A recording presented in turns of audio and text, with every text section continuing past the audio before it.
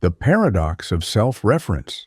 Self-reference, defined as the situation where an expression refers back to itself, is at the core of many famous paradoxes that challenge our conventional notions of truth and consistency.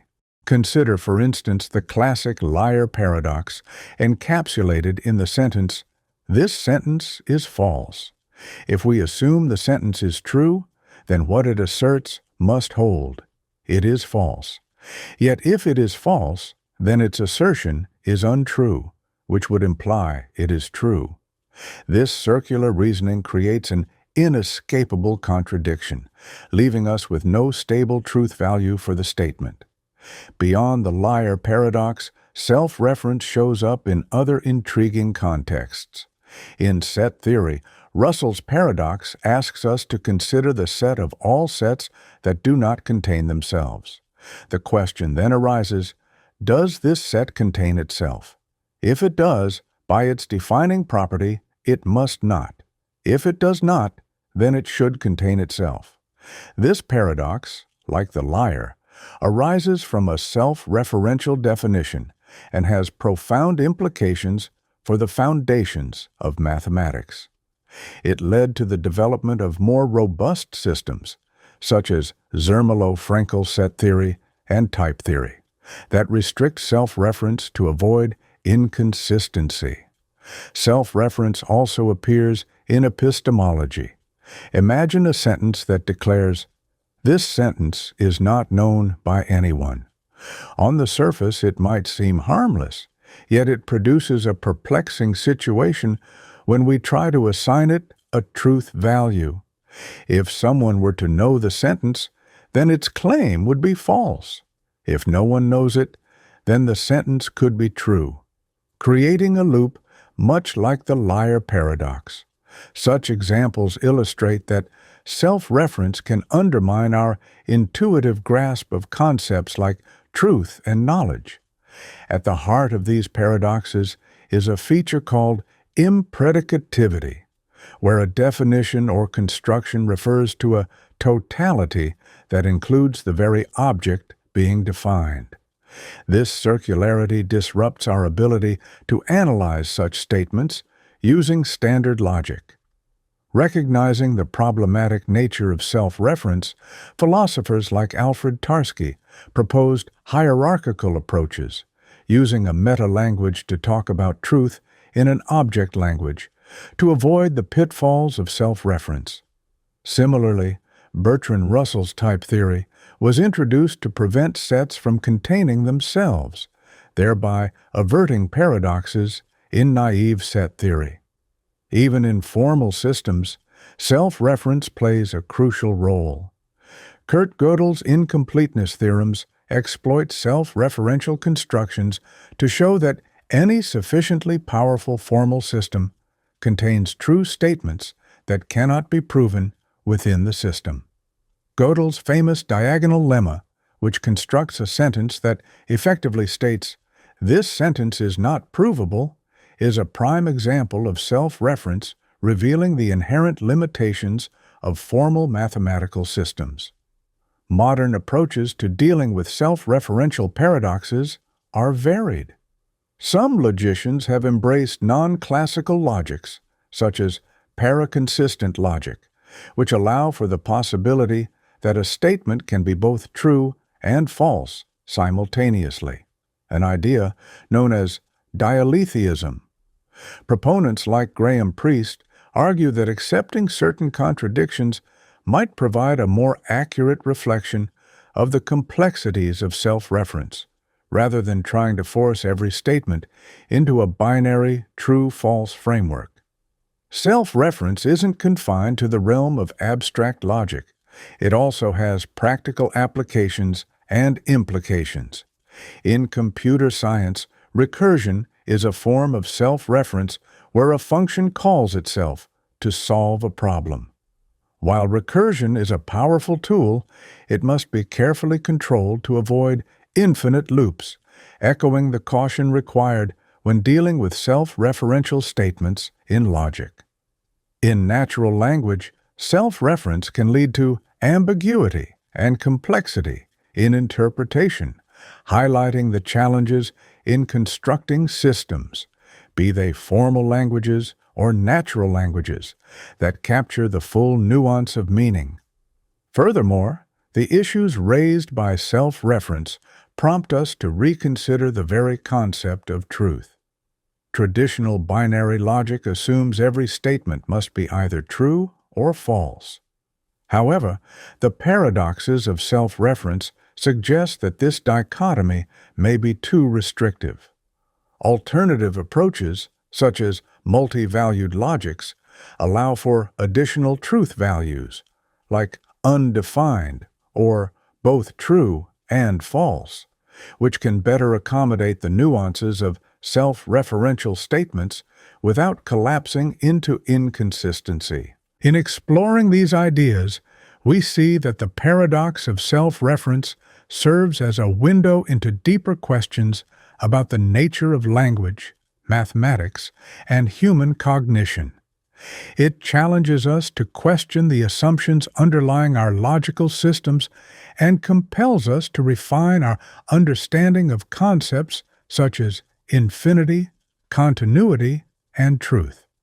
Whether we resolve these paradoxes by imposing hierarchies, modifying our logical rules, or accepting the existence of true contradictions, the process enriches our comprehension of both formal systems and the ways in which we think about the world. Ultimately, the study of self-reference is not merely an abstract intellectual exercise. It has transformed our understanding of logical structure, influenced the development of modern mathematics and computer science, and even shaped contemporary philosophical debates about the nature of mind and consciousness. The paradox of self-reference reminds us that even the simplest statements can reveal profound insights, urging us to continually re-examine and deepen our grasp of the fundamental principles that govern reasoning and reality. Zeno's paradox, Achilles and the Tortoise. Imagine Achilles racing against a tortoise that has been given a head start. Achilles is renowned for his incredible speed, yet Zeno's paradox challenges the intuitive conclusion that the faster runner will inevitably catch the slower creature. In this scenario, when Achilles reaches the point where the tortoise began, the tortoise has already advanced a little further ahead. By the time Achilles covers that new distance, the tortoise moves ahead again. This process, repeated over and over, seems to generate an infinite sequence of intervals that Achilles must traverse before overtaking the tortoise. At first glance, it appears that an infinite number of steps would require an infinite amount of time, preventing Achilles from ever catching the tortoise. The key to resolving this apparent paradox lies in understanding how an infinite series can sum to a finite value. Consider each segment of Achilles' run as a term in a geometric series. Suppose the tortoise starts 100 meters ahead and Achilles runs 10 times faster. When Achilles reaches the 100-meter mark, the tortoise has moved another 10 meters ahead.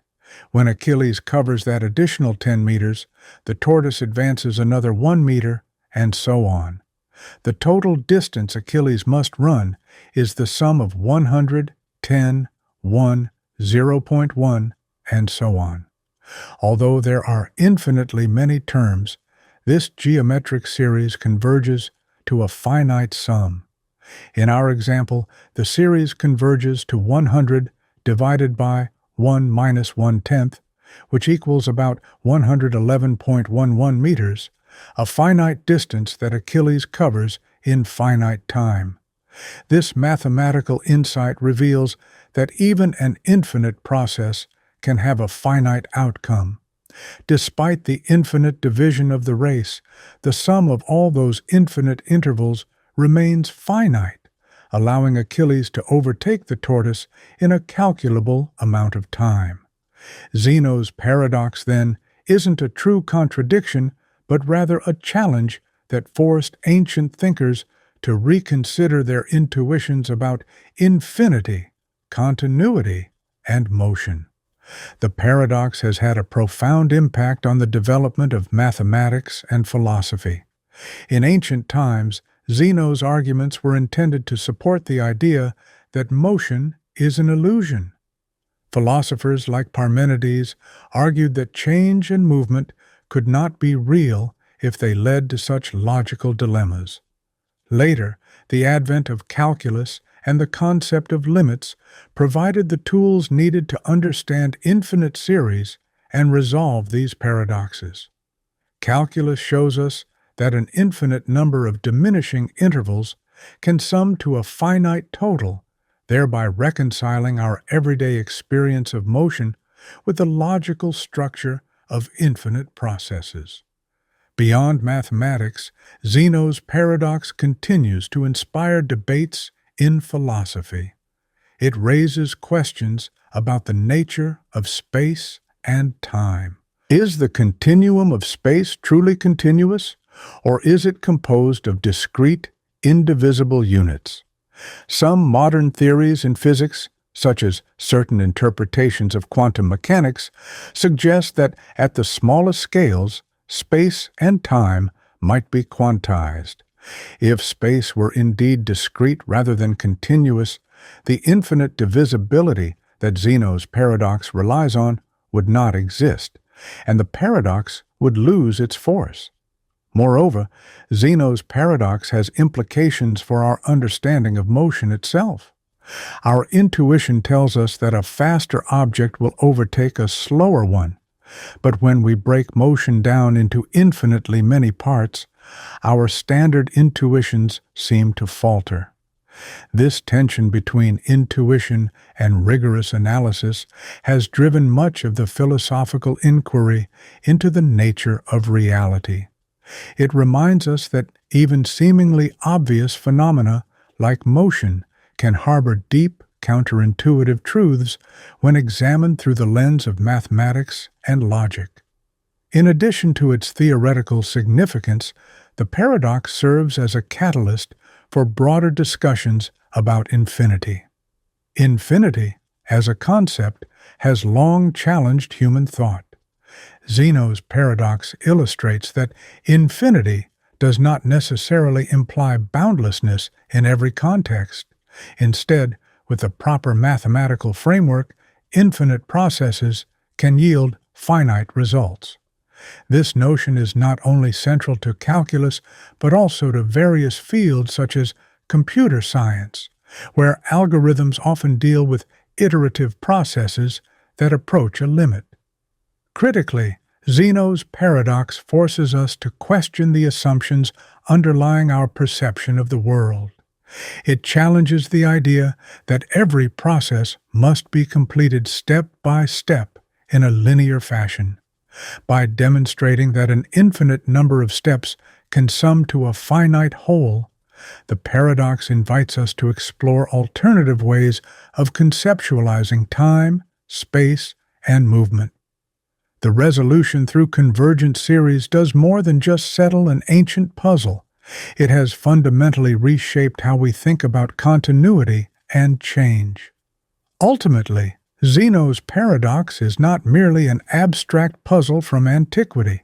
It is a powerful reminder of the complexity underlying even the most ordinary aspects of our experience. The paradox has stimulated centuries of thought, pushing mathematicians and philosophers alike to develop more sophisticated theories of infinity and motion. Whether through the lens of calculus, quantum theory, or philosophical inquiry, Zeno's challenge continues to influence our understanding of the world and our place within it. The Barber Paradox. In a certain town, there exists a barber who shaves all and only those men who do not shave themselves. This seemingly innocent statement gives rise to a perplexing question. Does the barber shave himself? If he does, according to his own rule, he should not. If he doesn't, then by definition, he must shave himself. This conundrum is known as the Barber Paradox, and it is a striking example of a self-referential puzzle that challenges our intuitions about sets and membership. Let's explore the paradox step by step. Imagine the town's population of men, each of whom either shaves himself or is shaved by the barber. The barber's rule is simple. He shaves precisely those who do not shave themselves. Now, consider the barber himself. If he shaves himself, then he falls into the group of men who shave themselves, and therefore the rule would prohibit him from shaving himself. On the other hand, if he does not shave himself, he belongs to the group of men who do not shave themselves, and so, by his own rule, he must shave himself. In either case, we arrive at a contradiction. This contradiction is not merely a quirk of language. It reveals a deeper, logical problem. The paradox is a classic example of what is called a self-referential paradox, where the definition or rule refers back to itself in a way that creates a loop. In this case, the rule shaves all and only those who do not shave themselves is applied to the barber, who is part of the group being defined. This leads to an irresolvable conflict when trying to decide whether the barber shaves himself or not. The Barber Paradox is closely related to Russell's paradox in set theory. Russell's paradox considers the set of all sets that do not contain themselves. Just like the barber, if such a set were to contain itself, it would contradict its own defining property, and if it doesn't, then by definition, it should contain itself. Both paradoxes highlight a fundamental issue: the danger of impredicative definitions, where a set or rule is defined by referring to a totality that includes the very thing being defined. Historically, these paradoxes spurred significant advances in logic and the foundations of mathematics. Bertrand Russell introduced the theory of types, a hierarchical system designed to avoid such self-referential traps. By organizing objects into different types and disallowing objects from belonging to themselves or even interacting across certain levels, Russell aimed to eliminate the possibility of forming paradoxical sets. In the context of the barber, a similar hierarchical restriction would prevent the paradox by ensuring that the barber's rule does not apply to himself at the same level as it applies to others. Beyond set theory, the Barber Paradox invites us to think about the nature of self-reference and the limitations it imposes on language and formal systems. It shows that even everyday scenarios, when analyzed rigorously, can lead to surprising and unintuitive conclusions. The paradox forces us to ask, how can we construct definitions that are both comprehensive and free from internal contradictions? This question has broad implications, influencing areas as diverse as computer science, where self-reference appears in recursion and programming languages, to philosophy, where it challenges our understanding of concepts like truth, identity, and membership.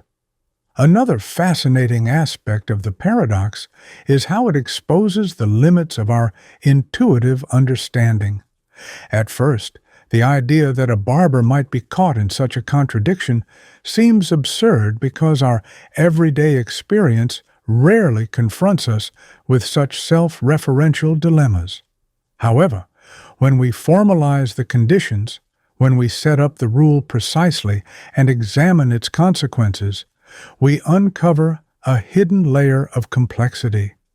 This discovery has led many thinkers to appreciate that our natural language and intuitions might be insufficient when it comes to describing and analyzing systems that involve self-reference. In modern logical studies, the Barber Paradox is used as a teaching tool to illustrate the importance of carefully formulating definitions. It serves as a reminder that when a rule or definition is allowed to refer to the entire collection that it itself is part of, the risk of inconsistency becomes very high. This insight has been instrumental in shaping various branches of logic, including the development of formal languages that are designed to avoid self-reference or that carefully control the ways in which self-reference is permitted. Moreover, the paradox has practical implications. In computer science, for example, recursive functions that call themselves, must be carefully designed with proper base cases to ensure termination. If such functions are not controlled, they can lead to infinite loops, much like the endless cycle implied by the Barber's contradictory rule. This parallel shows that the issues raised by the Barber Paradox are not confined to abstract philosophy. They resonate in real-world applications where self-reference and recursion are fundamental tools. Additionally, the paradox has spurred the development of alternative logical frameworks. Some logicians have explored paraconsistent logics, systems in which contradictions can be tolerated without leading to triviality, where every statement becomes provable. In such logics, a statement might be both true and false without collapsing the entire system, offering a potential way to handle self-referential contradictions like those found in the Barber Paradox. While these non-classical approaches remain controversial, they underscore the rich variety of strategies available to deal with self-reference. In conclusion, the Barber Paradox is much more than a curious puzzle about a town barber.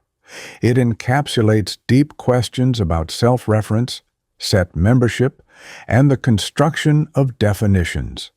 By exposing the pitfalls of impredicative definitions, it has driven significant advances in logic and the foundations of mathematics, inspiring solutions such as the theory of types and hierarchical languages. The paradox challenges our intuitions and compels us to refine our logical systems, influencing fields from philosophy to computer science.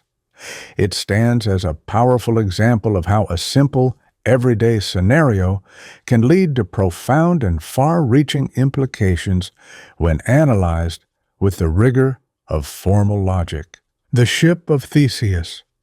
Imagine a ship that has sailed for decades, its timbers weathered by the sea, and its sails torn by the wind.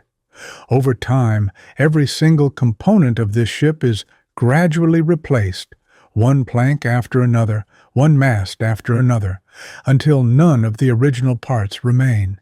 Yet, at every moment, the ship is maintained in its original form, carrying on the same name and purpose. This scenario is known as the Ship of Theseus, and it raises a fundamental question. When all the components of an object are replaced, is it still the same object?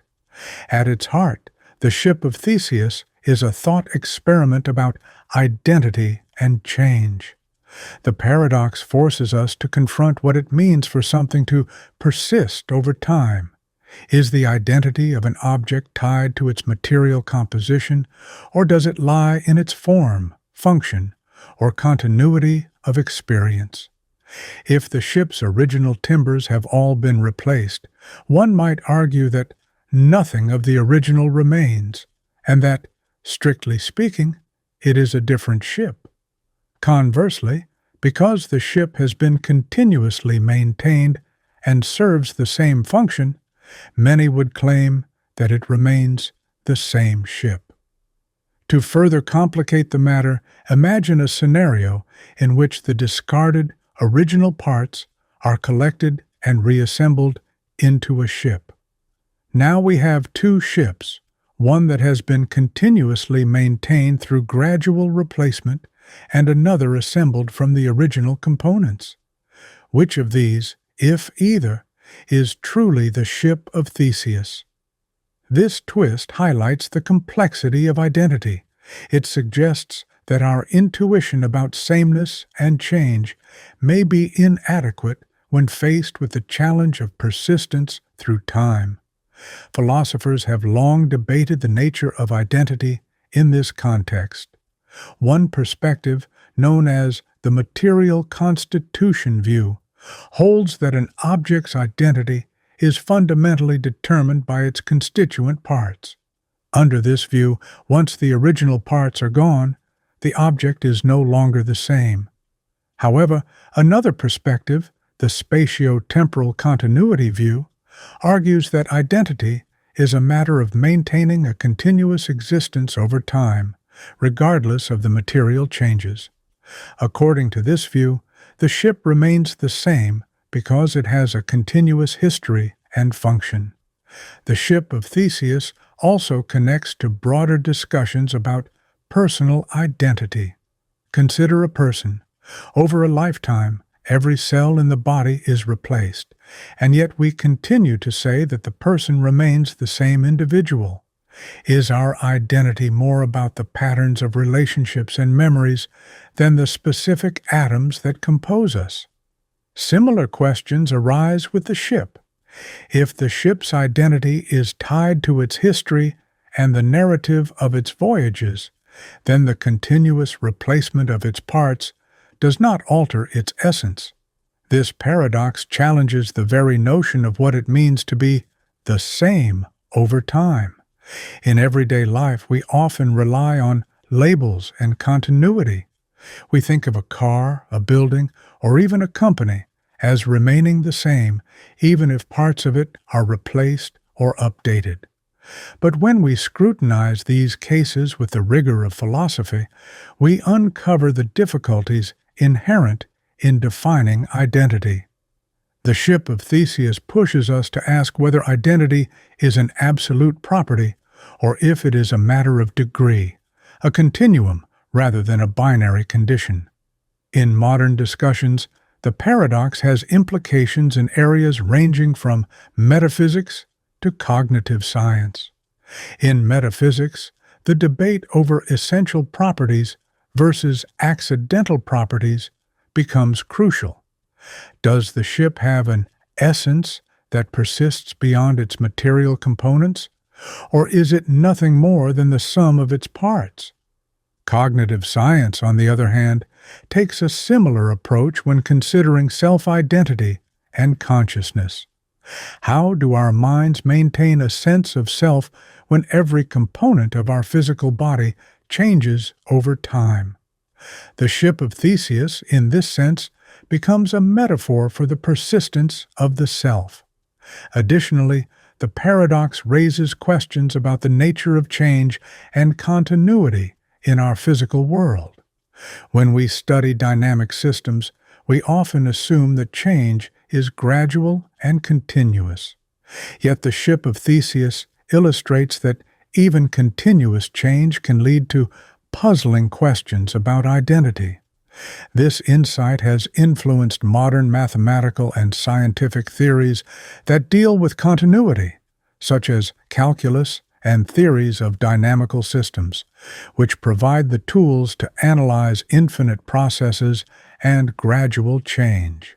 Moreover, the paradox encourages us to think about language and categorization. Our labels and names, like the Ship of Theseus, carry with them a set of expectations and narratives. They bind together a series of events, transformations, and histories into a single identity. In this way, the ship's identity might be seen as a social or linguistic construct, a product of how we choose to describe and relate to the world rather than a strictly material fact. In conclusion, the Ship of Theseus challenges us to rethink the nature of identity and persistence. Whether we lean toward a material view, emphasizing the importance of original components, or a continuity view, focusing on the unbroken history and function of an object, the paradox remains a powerful illustration of the complexities inherent in change. It forces us to consider that identity might not be an all-or-nothing property, but rather something that evolves with time and context. This thought experiment continues to inspire debates across philosophy, science, and even everyday considerations of how we define what remains the same despite constant transformation. The Grandfather Paradox. Imagine a scenario where time travel is not just a theoretical possibility, but a practical reality. In this framework, a person goes back in time and, intentionally or accidentally, prevents the very circumstances that allowed their own existence. The classic formulation involves a time traveler going back and killing their own grandfather before he ever meets the traveler's grandmother. The paradox arises because if the grandfather is killed, then the traveler's parent would never have been born, and consequently, the time traveler themselves would never exist to go back and commit the act. Yet, if the traveler never existed, then the event that prevented their own birth would not occur, allowing the grandfather to live and the traveler to exist. This self-defeating cycle is what is known as the Grandfather Paradox. The paradox challenges our intuitions about causality and the linear progression of time. It forces us to ask fundamental questions. What does it mean for an event to cause another if such causal loops are possible? How can an effect come before its cause or prevent its own cause? At its core, the Grandfather Paradox is about the logical consistency of time travel. If altering the past can lead to a contradiction, where the time traveler both exists and does not exist, then perhaps our understanding of time must be reconsidered. One proposed resolution to the paradox is the Novikov self-consistency principle.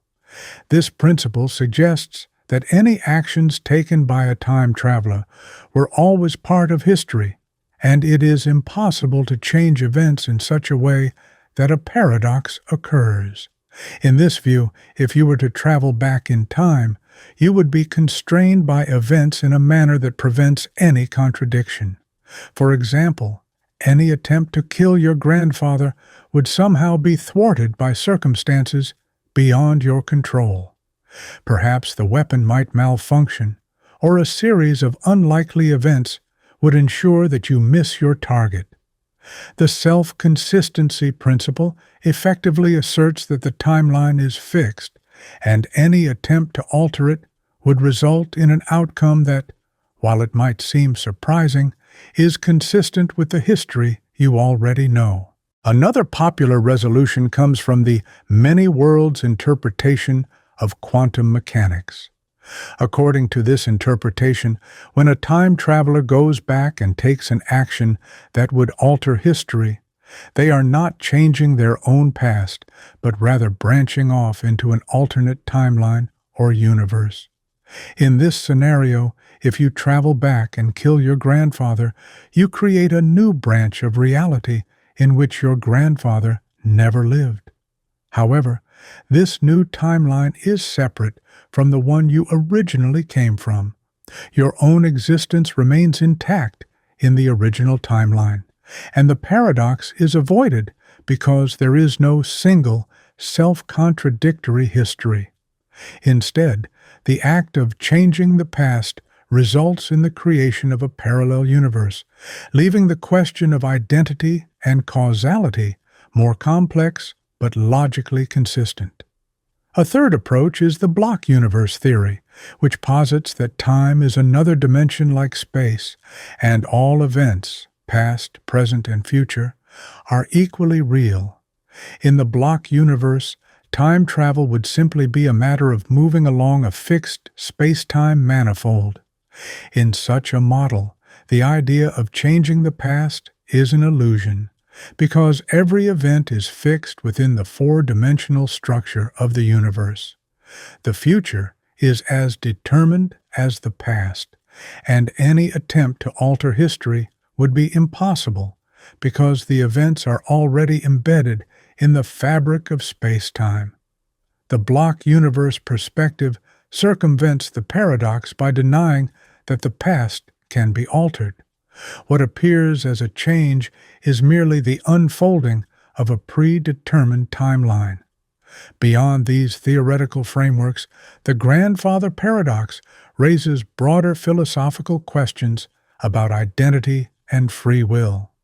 Consider the implications for personal identity if our actions can retroactively affect our existence.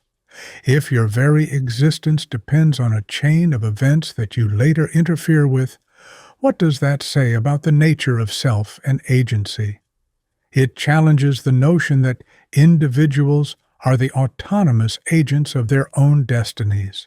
Instead, it suggests that the causal chain is more like a loop, where cause and effect become intertwined in a way that undermines the traditional linear narrative of life. The paradox also forces us to confront the limits of our language and logic.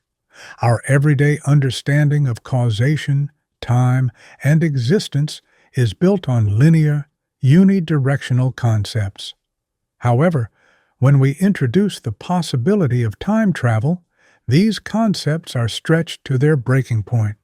The language we use to describe events in time assumes that the past is fixed and the future is open.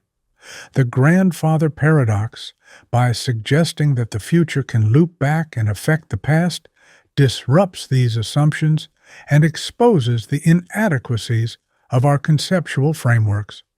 Moreover, the paradox serves as a fertile ground for thought experiments and discussions in both science fiction and academic philosophy.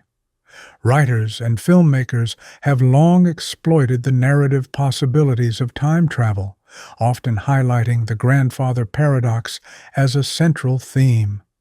In these stories, characters struggle with the implications of their actions in the past, and the narrative tension often arises from the uncertainty about whether they can truly change their own fate.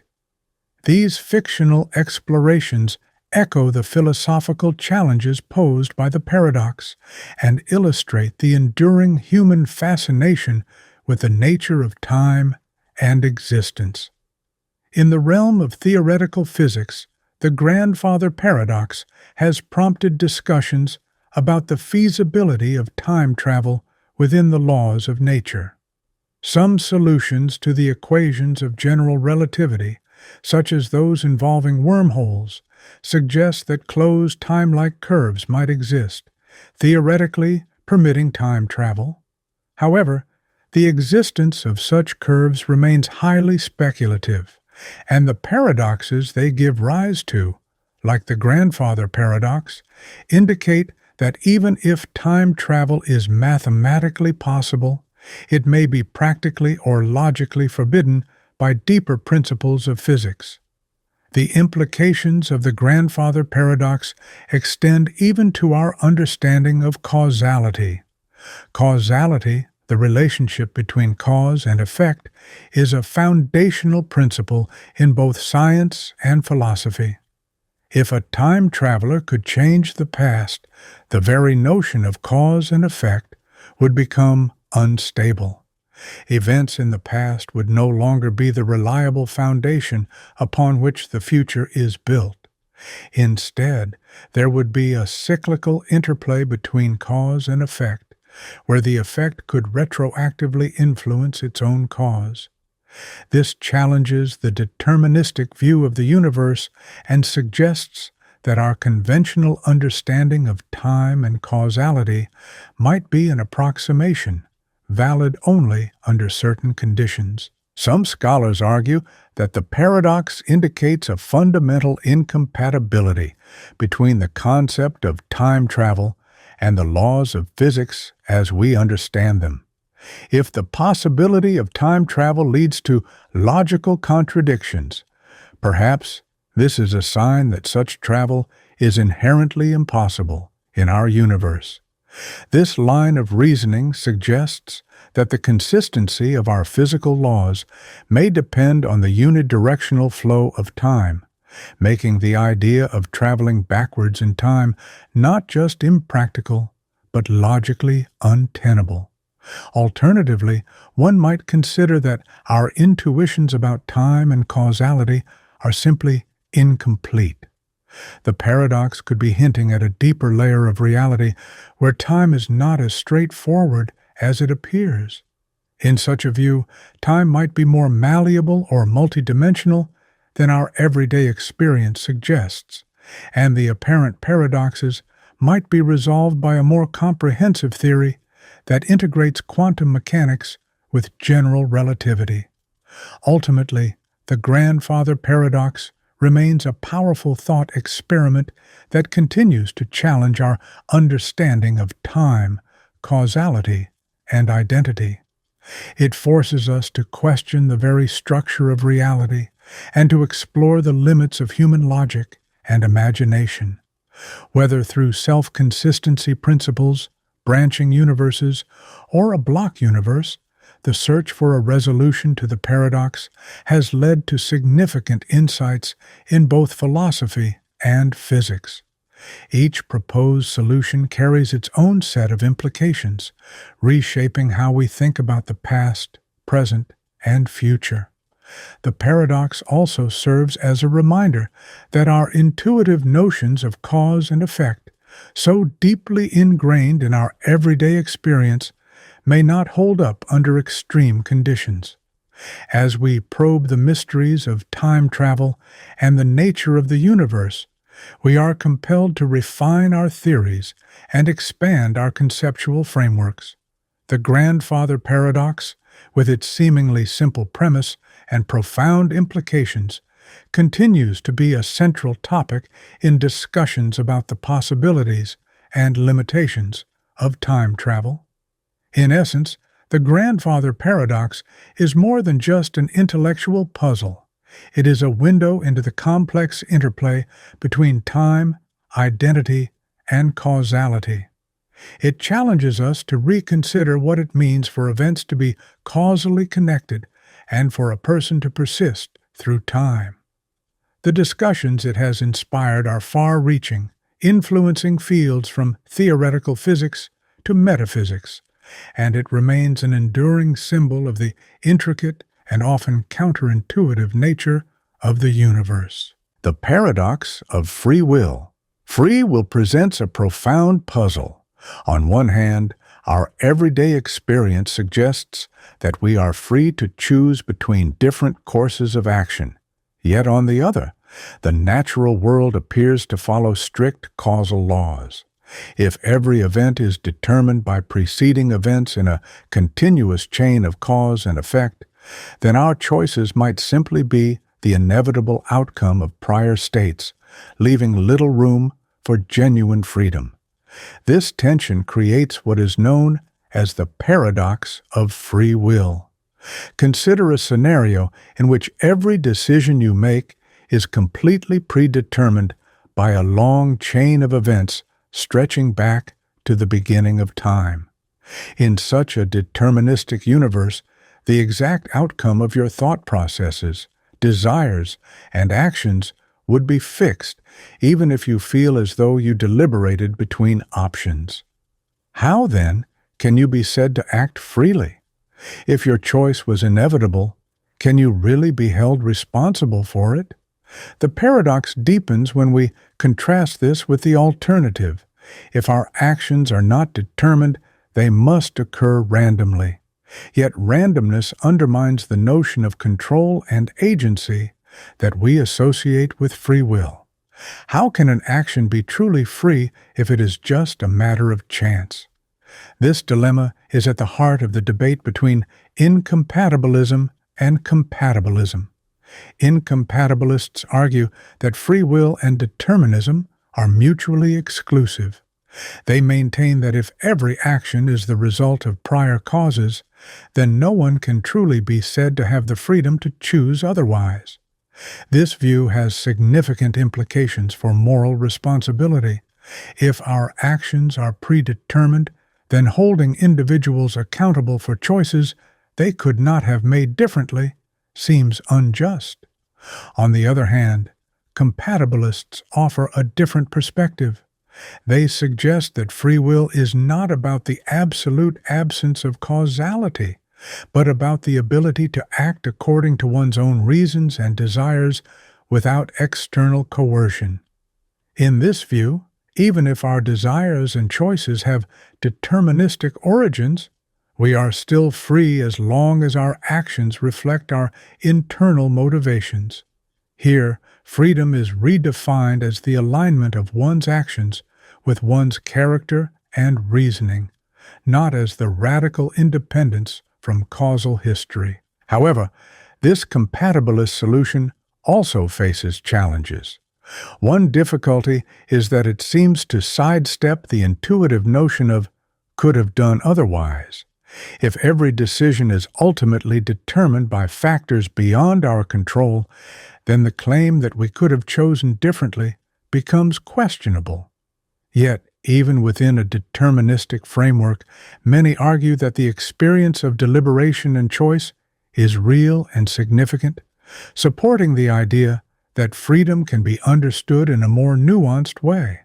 Another facet of the paradox emerges when we consider foreknowledge and prediction. Suppose an omniscient being or an advanced predictive algorithm can determine your choice before you make it. Does this foreknowledge imply that your decision was predetermined? If so, it challenges the very idea of free will. And if it isn't predetermined, then how can an accurate prediction exist in the first place? This issue complicates our understanding of time, causation, and the nature of human decision-making. Quantum mechanics has occasionally been invoked in discussions of free will as well. Some have argued that the indeterminacy inherent in quantum processes might provide a window for free will by introducing genuine randomness at the microscopic level. However, randomness alone does not seem to capture the essence of freedom. If our choices were merely random quantum events, they would lack the deliberative control we associate with moral responsibility. The paradox of free will, then, forces us to question the fundamental nature of agency. Are we merely the products of an unbroken chain of cause and effect? Or is there something about the human mind that allows us to break free from deterministic chains? Some philosophers argue that what matters is not the absolute ability to do otherwise, but rather that our actions are the expression of our internal deliberations, beliefs, and desires, even if those internal states have deterministic causes. Yet another perspective is offered by the idea that the concept of free will may be inherently paradoxical. Our intuitive notion of freedom suggests both independence from causal determinism and a kind of control or ownership over our choices. Reconciling these two aspects seems to require a redefinition of what we mean by free. Perhaps free will is not an all-or-nothing property, but exists on a spectrum, where some actions are more free than others depending on the degree of internal versus external influence. This ongoing debate has profound implications for ethics, law, and personal identity. If free will is an illusion, then our entire system of moral responsibility may need re-examination. How can we justify praise or blame if our choices were always predetermined? Conversely, if free will exists in some meaningful sense, then our notions of accountability and personal agency remain intact. In modern philosophical discourse, the paradox of free will continues to inspire vigorous debate. It challenges us to consider whether our intuitions about choice are reliable or if they merely reflect a subjective experience that may not correspond to the underlying reality. The interplay between determinism, randomness, and human deliberation remains one of the most compelling puzzles in both philosophy and science. Ultimately, the paradox of free will pushes us to examine what it means to be a responsible, autonomous agent. It invites us to question whether our sense of freedom is an emergent property of complex neural processes, or if it points to a deeper, perhaps metaphysical reality that transcends simple cause and effect. This inquiry not only deepens our understanding of human nature, but also forces us to confront the limitations of our current theories, urging a continuous search for a more comprehensive account of agency in a deterministic universe. The Paradox of Choice. When we examine the paradox of choice, we start with the surprising idea that while having options is generally seen as a good thing, an excess of choices can lead to negative outcomes, such as anxiety, decision paralysis, and a reduced sense of satisfaction with our decisions. This concept was popularized by psychologist Barry Schwartz, who argued that modern society presents us with so many alternatives that we often struggle to make a decision at all. Think about everyday scenarios. Imagine standing in front of a supermarket shelf stocked with dozens of different brands and flavors of cereal.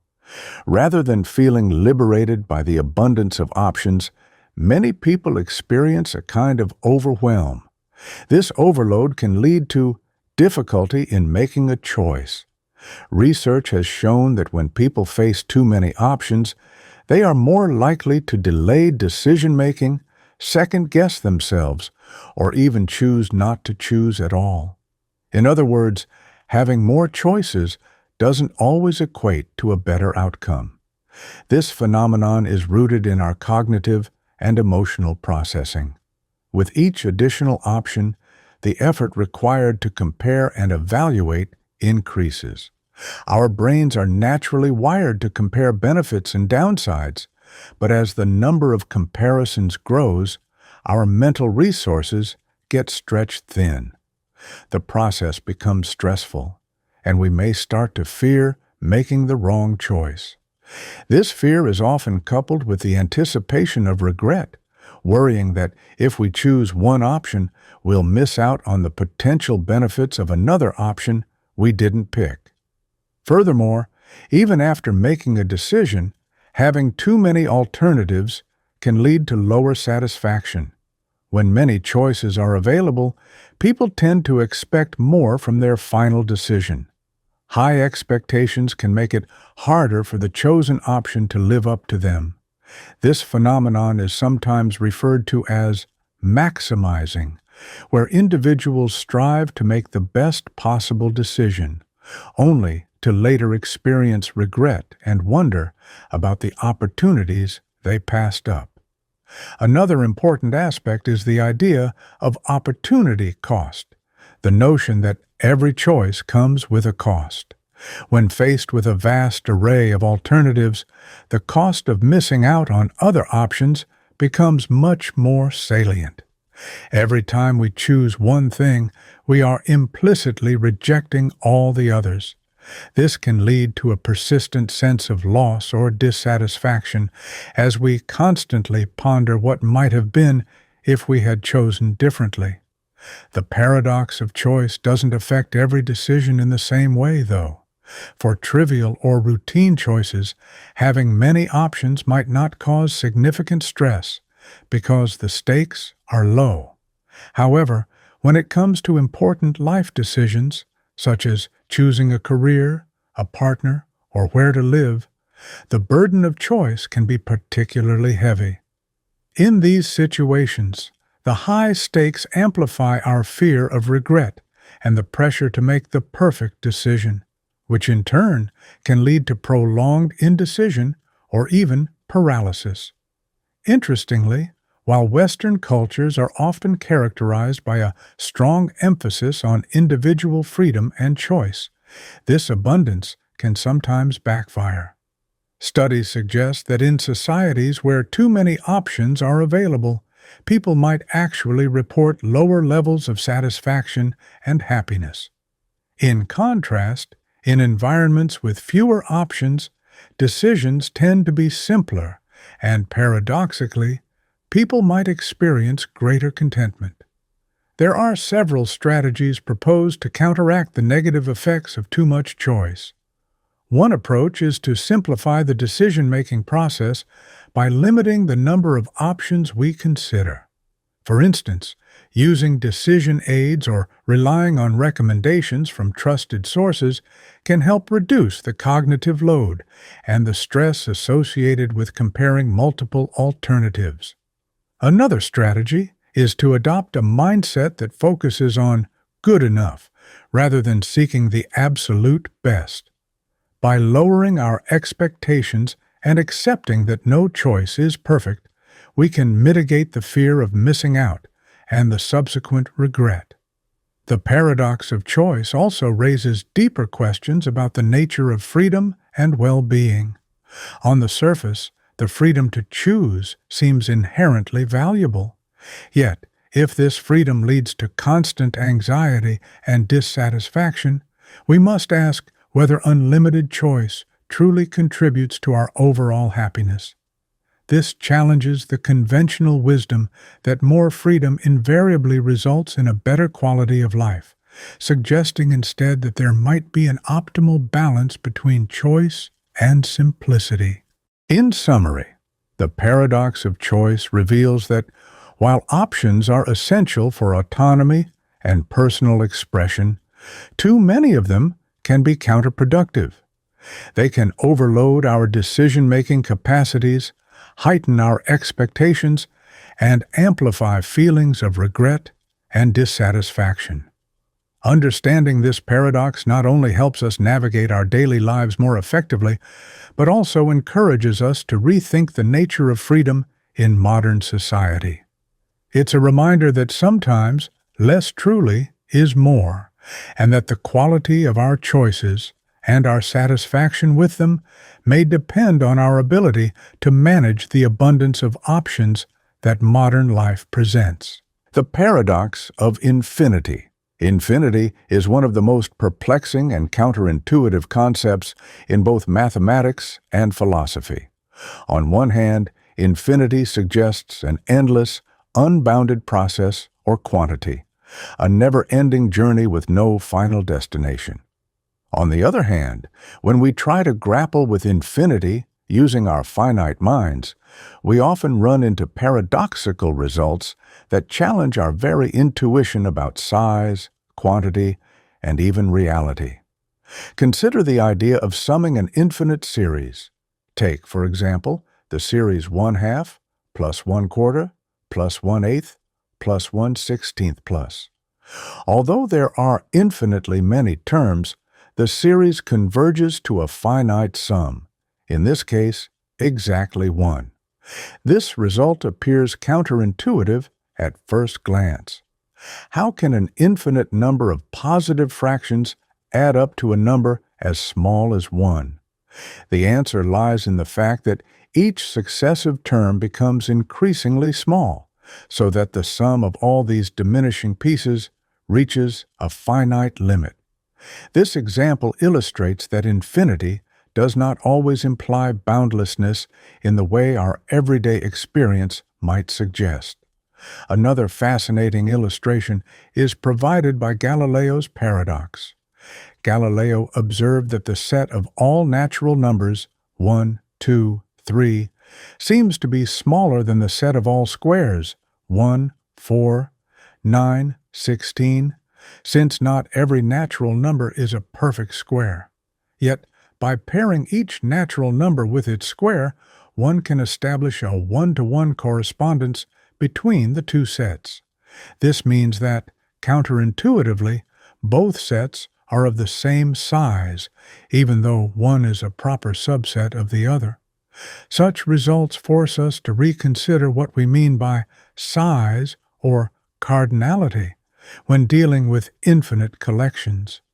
Hilbert's Hotel is another classic thought experiment that vividly demonstrates the paradoxical nature of infinity. Imagine a hotel with an infinite number of rooms, all of which are occupied. Intuitively, one might think there's no vacancy. Yet, if a new guest arrives, The hotel can accommodate this person simply by moving the guest in room 1 to room 2, room 2 to room 3, and so on.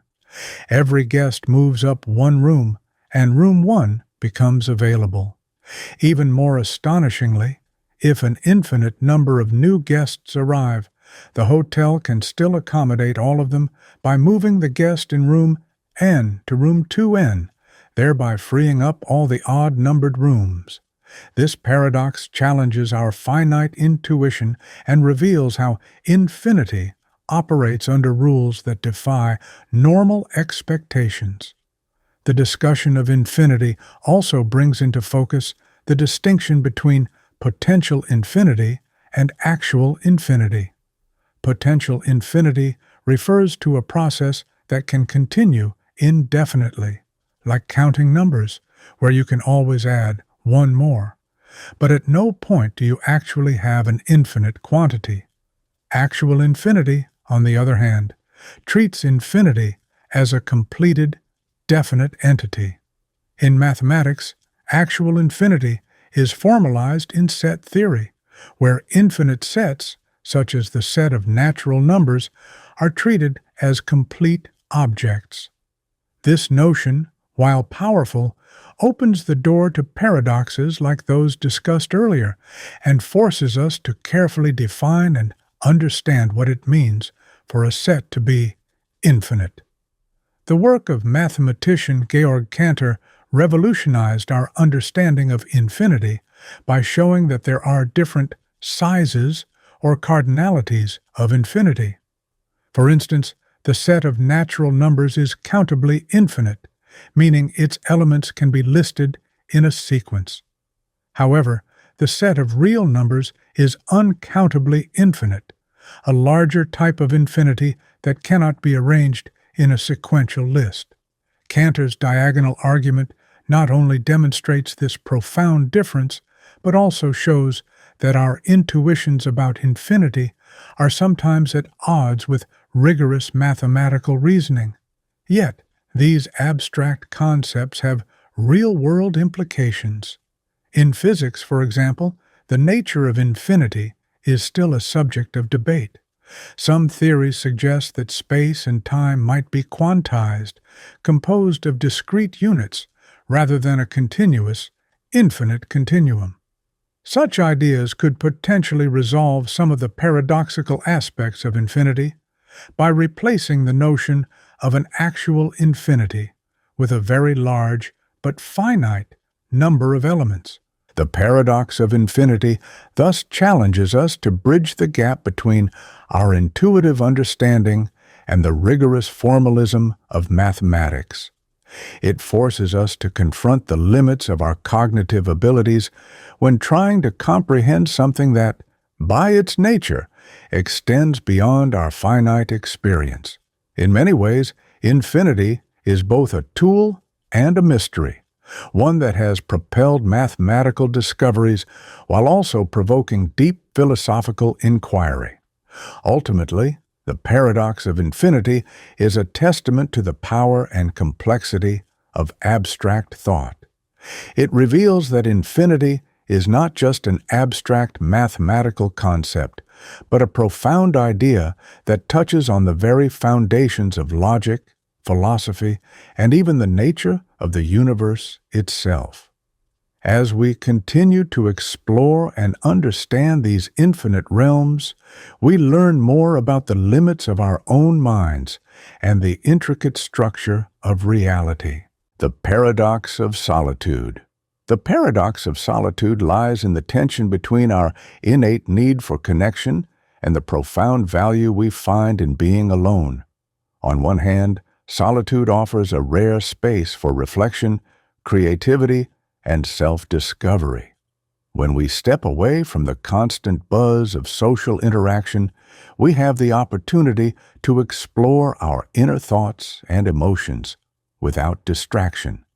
In these quiet moments, many people find that their best ideas emerge, that they can better understand their own desires and values, and that they experience a deep sense of clarity.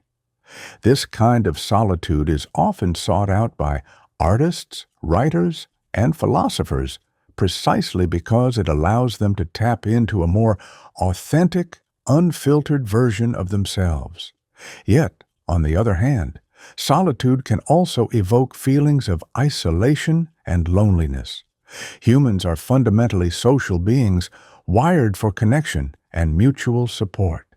When solitude is imposed rather than chosen, when we are separated from others against our will, it can lead to a sense of alienation, depression, or even existential despair.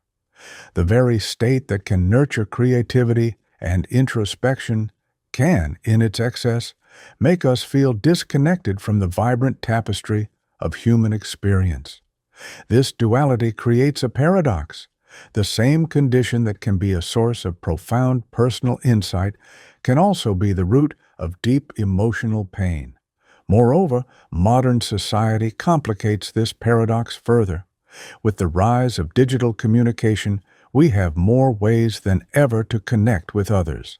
Social media platforms, messaging apps, and virtual communities suggest that we are never truly alone. Yet, many studies have shown that despite, or perhaps because of, this constant connectivity, feelings of loneliness are on the rise. The superficial nature of many online interactions can leave us craving more meaningful, face-to-face connections, deepening the sense of solitude, even in a hyper-connected world. There is also a philosophical dimension to the paradox of solitude. Consider the idea that solitude is not simply the absence of external stimuli, but a state that allows us to encounter the self in its most raw form. In moments of solitude, we might face truths about ourselves that are otherwise obscured by the expectations and influences of society. However, this self-confrontation can be unsettling. The deeper the introspection, the more we may uncover aspects of ourselves that we'd rather ignore, insecurities, regrets, or unfulfilled potentials. Thus, while solitude promises liberation from external judgment, it can also lead to a kind of internal captivity, where one is trapped with thoughts and emotions that are difficult to manage. The paradox becomes even more pronounced when we consider the balance between solitude and social interaction. A moderate amount of solitude is often ideal. It gives us the time to recharge and reflect, yet it does not disconnect us from the community and support systems that nourish us. Too little solitude, however, may result in constant external noise and an inability to process our own experiences, while too much can lead to the isolation that undermines our mental well-being. This balance is deeply personal and varies from one individual to another, which is why some people thrive in solitude, while others feel most alive when surrounded by others. Historically, various thinkers have attempted to grapple with this paradox.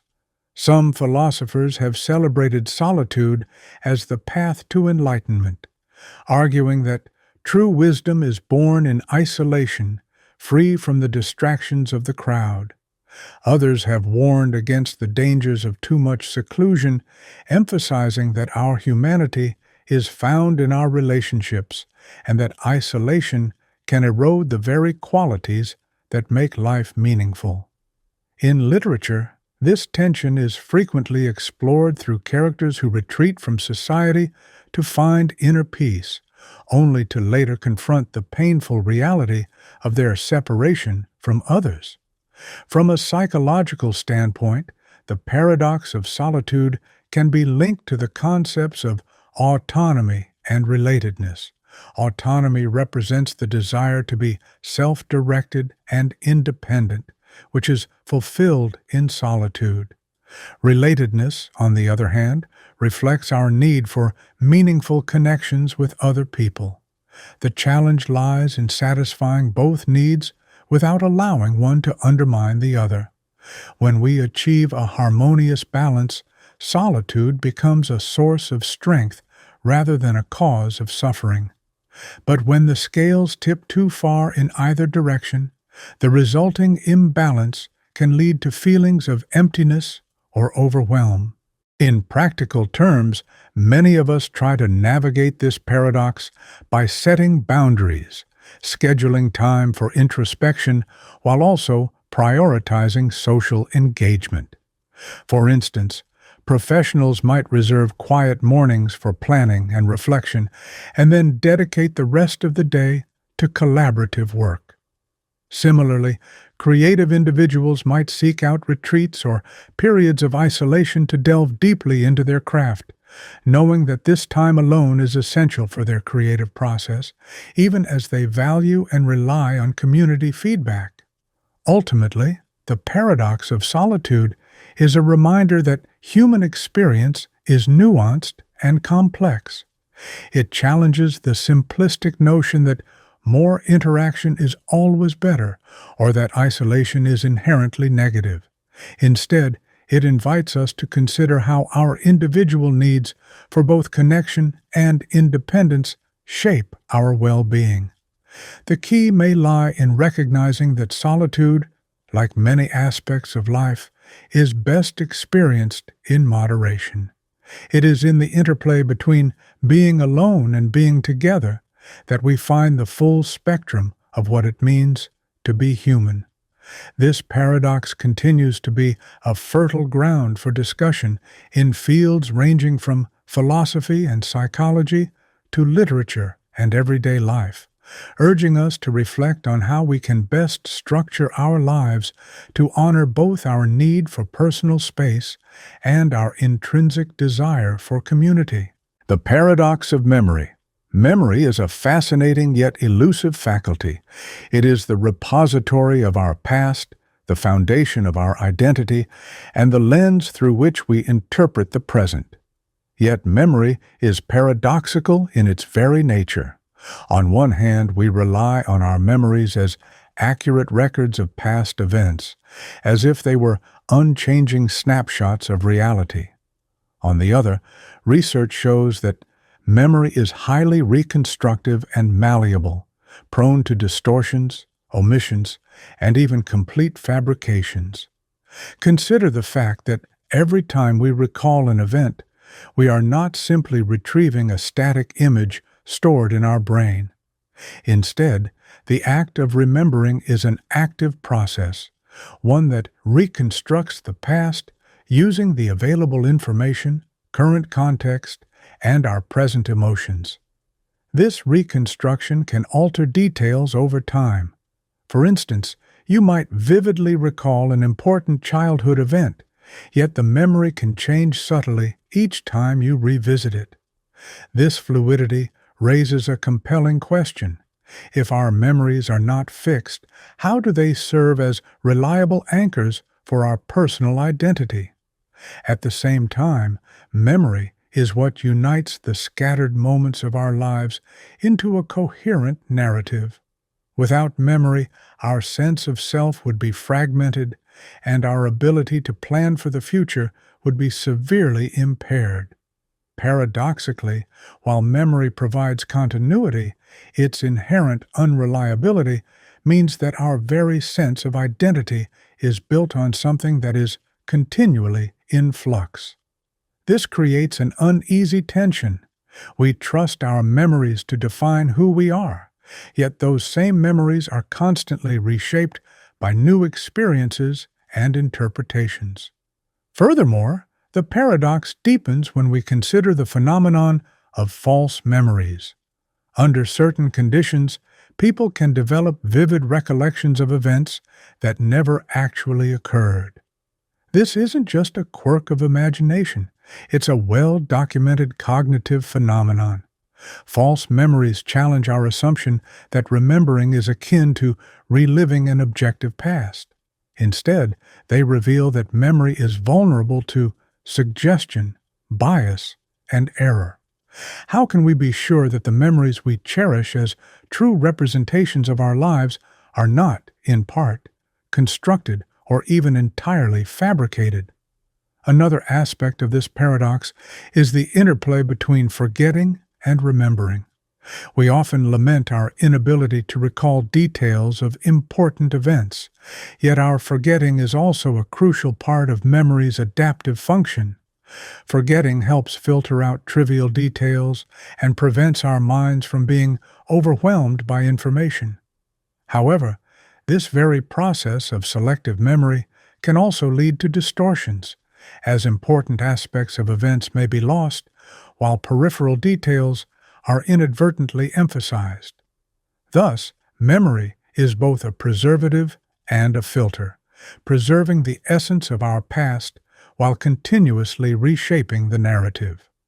Philosophers and psychologists alike have grappled with these issues, questioning whether memory, in its reconstructive nature, can ever truly serve as a stable foundation for personal identity. If our memories are not faithful records of what happened, then on what basis do we construct a coherent self? Some argue that it is precisely this malleability that allows us to adapt and grow over time. The evolving nature of memory mirrors the fluid nature of our identities. Others, however, contend that if we cannot trust our memories, then the very notion of a consistent, enduring self becomes problematic. Moreover, the paradox of memory extends to the way we experience time. Memory connects the past with the present, yet every act of remembrance involves a temporal shift. We are always recalling the past through the lens of the present, meaning that our recollections are inevitably colored by our current state of mind and circumstances. This raises another paradox. If our memories are so closely intertwined with our present, are they really records of the past, or are they just as much products of the now? In everyday life, we navigate this paradox without much trouble. Our memories, despite their imperfections, enable us to learn, grow, and relate to others. But when scrutinized closely, the paradox of memory challenges us to reconsider our most basic assumptions about truth, identity, and time. It forces us to acknowledge that our personal narratives are less like fixed, historical accounts and more like evolving stories that are continuously rewritten in our minds. Ultimately, the paradox of memory is a reminder of the complexity and fragility of the human mind.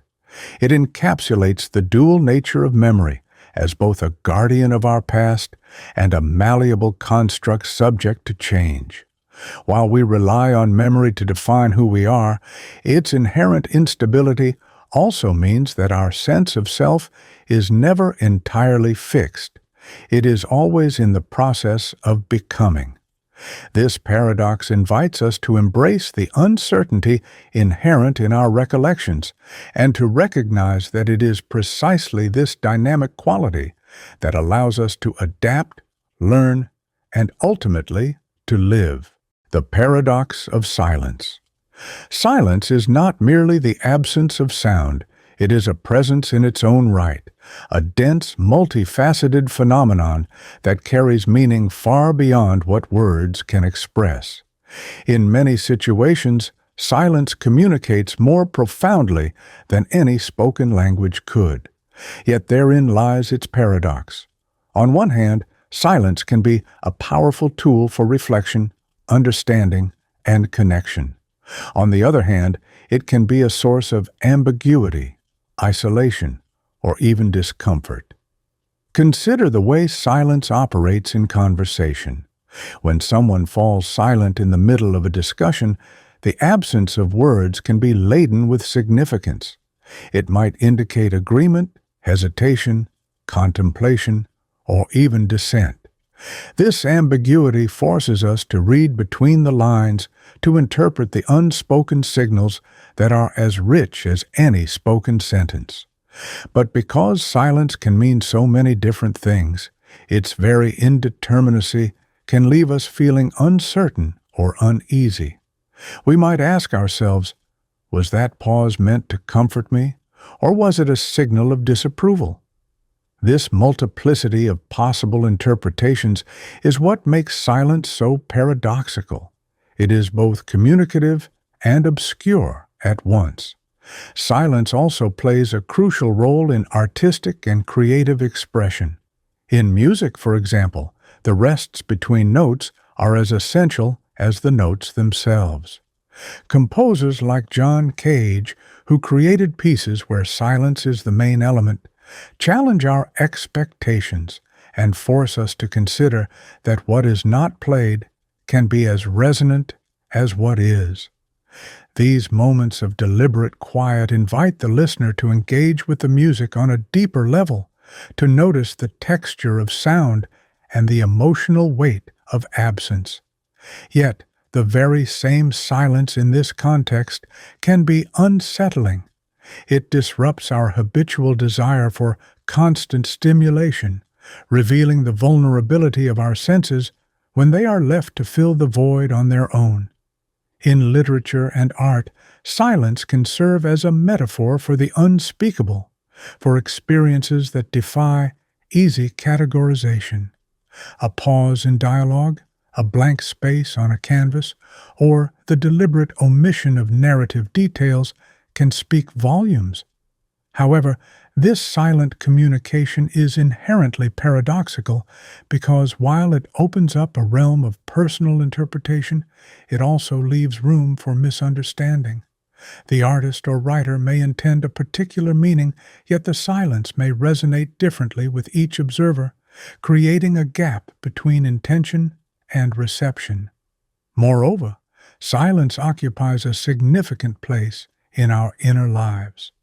Many of us find that moments of quiet, whether in meditation, during a walk in nature, or simply in the solitude of our own thoughts, allow us to tap into a deeper understanding of ourselves. In these moments, the constant barrage of external noise recedes, and we become acutely aware of our internal dialogues. Yet, even this personal, introspective silence can be paradoxical. While it offers clarity and peace, it can also confront us with parts of ourselves that we would rather ignore, fears, regrets, or unresolved emotions. Thus, the silence that invites self-discovery can simultaneously be a space of internal confrontation and discomfort. In our modern, hyper-connected world, the paradox of silence is heightened. We live in an era characterized by constant communication, emails, texts, social media, and a continuous stream of information. Amid this cacophony, silence becomes a scarce commodity. Its rarity can make it all the more precious, yet when we do encounter silence, it can feel alien or even oppressive. After years of constant stimulation, the absence of sound might provoke anxiety rather than peace, as our minds struggle to adjust to the quiet. In this way, the longing for silence coexists with a fear of it, encapsulating the essence of the paradox. This paradox also extends into the realm of interpersonal relationships. Consider a scenario in which a loved one's silence speaks louder than words, perhaps a long, unbroken silence during an argument. Such silence can be interpreted as a sign of withdrawal, anger, or sorrow, yet it might also be a moment of reflection or a signal that something unspoken is being communicated. The ambiguity of this silence can deepen both connection and isolation, depending on how it is perceived and interpreted by those involved. At a broader level, the paradox of silence challenges our understanding of communication itself. If silence can convey meaning, then communication is not solely about the transmission of explicit messages through language. It becomes about the interplay between presence and absence, sound and quiet, expression and restraint. In some philosophical traditions, silence is seen as the ultimate form of communication, a way of connecting with a truth that transcends words. Yet, By its very nature, such silence is ineffable. It resists being captured fully by language, underscoring the limits of our conventional methods of expression. Ultimately, the paradox of silence invites us to embrace complexity. It shows us that what might appear as emptiness is often rich with possibility and meaning. Whether in the quiet pauses of conversation, the deliberate gaps in a musical composition, or the reflective solitude of our inner lives, silence challenges us to look deeper. It reminds us that communication is as much about what is left unsaid as it is about the words we choose to speak. In recognizing and grappling with this paradox, we gain a more nuanced understanding of the human experience, one that acknowledges both the power and the ambiguity of silence.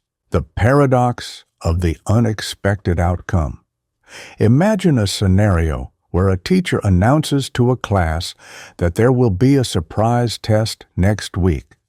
But the catch is, the students will not know on which day it will occur. At first glance, this might seem like a simple way to keep students on their toes. However, when the students begin to reason about it, a fascinating paradox emerges. The paradox goes like this: if the test is supposed to be a surprise, then it cannot be expected on the final day. If the students have not had the test by the day before the last, they will know it must occur on the final day, which would contradict the promise of surprise. So, by this reasoning, the test cannot be scheduled for the last day. But then, if the test isn't on the last day, a similar argument applies to the penultimate day. If it hasn't happened by then, the students would expect it on that day, again violating the condition of being unexpected. This process of backward induction continues until the students conclude that there is no day on which the test could be administered without foreknowledge. Yet, when the test finally comes on an unanticipated day, the students are caught completely off guard. The very act of reasoning that led them to believe the test wouldn't happen ironically ensures that the test is a genuine surprise.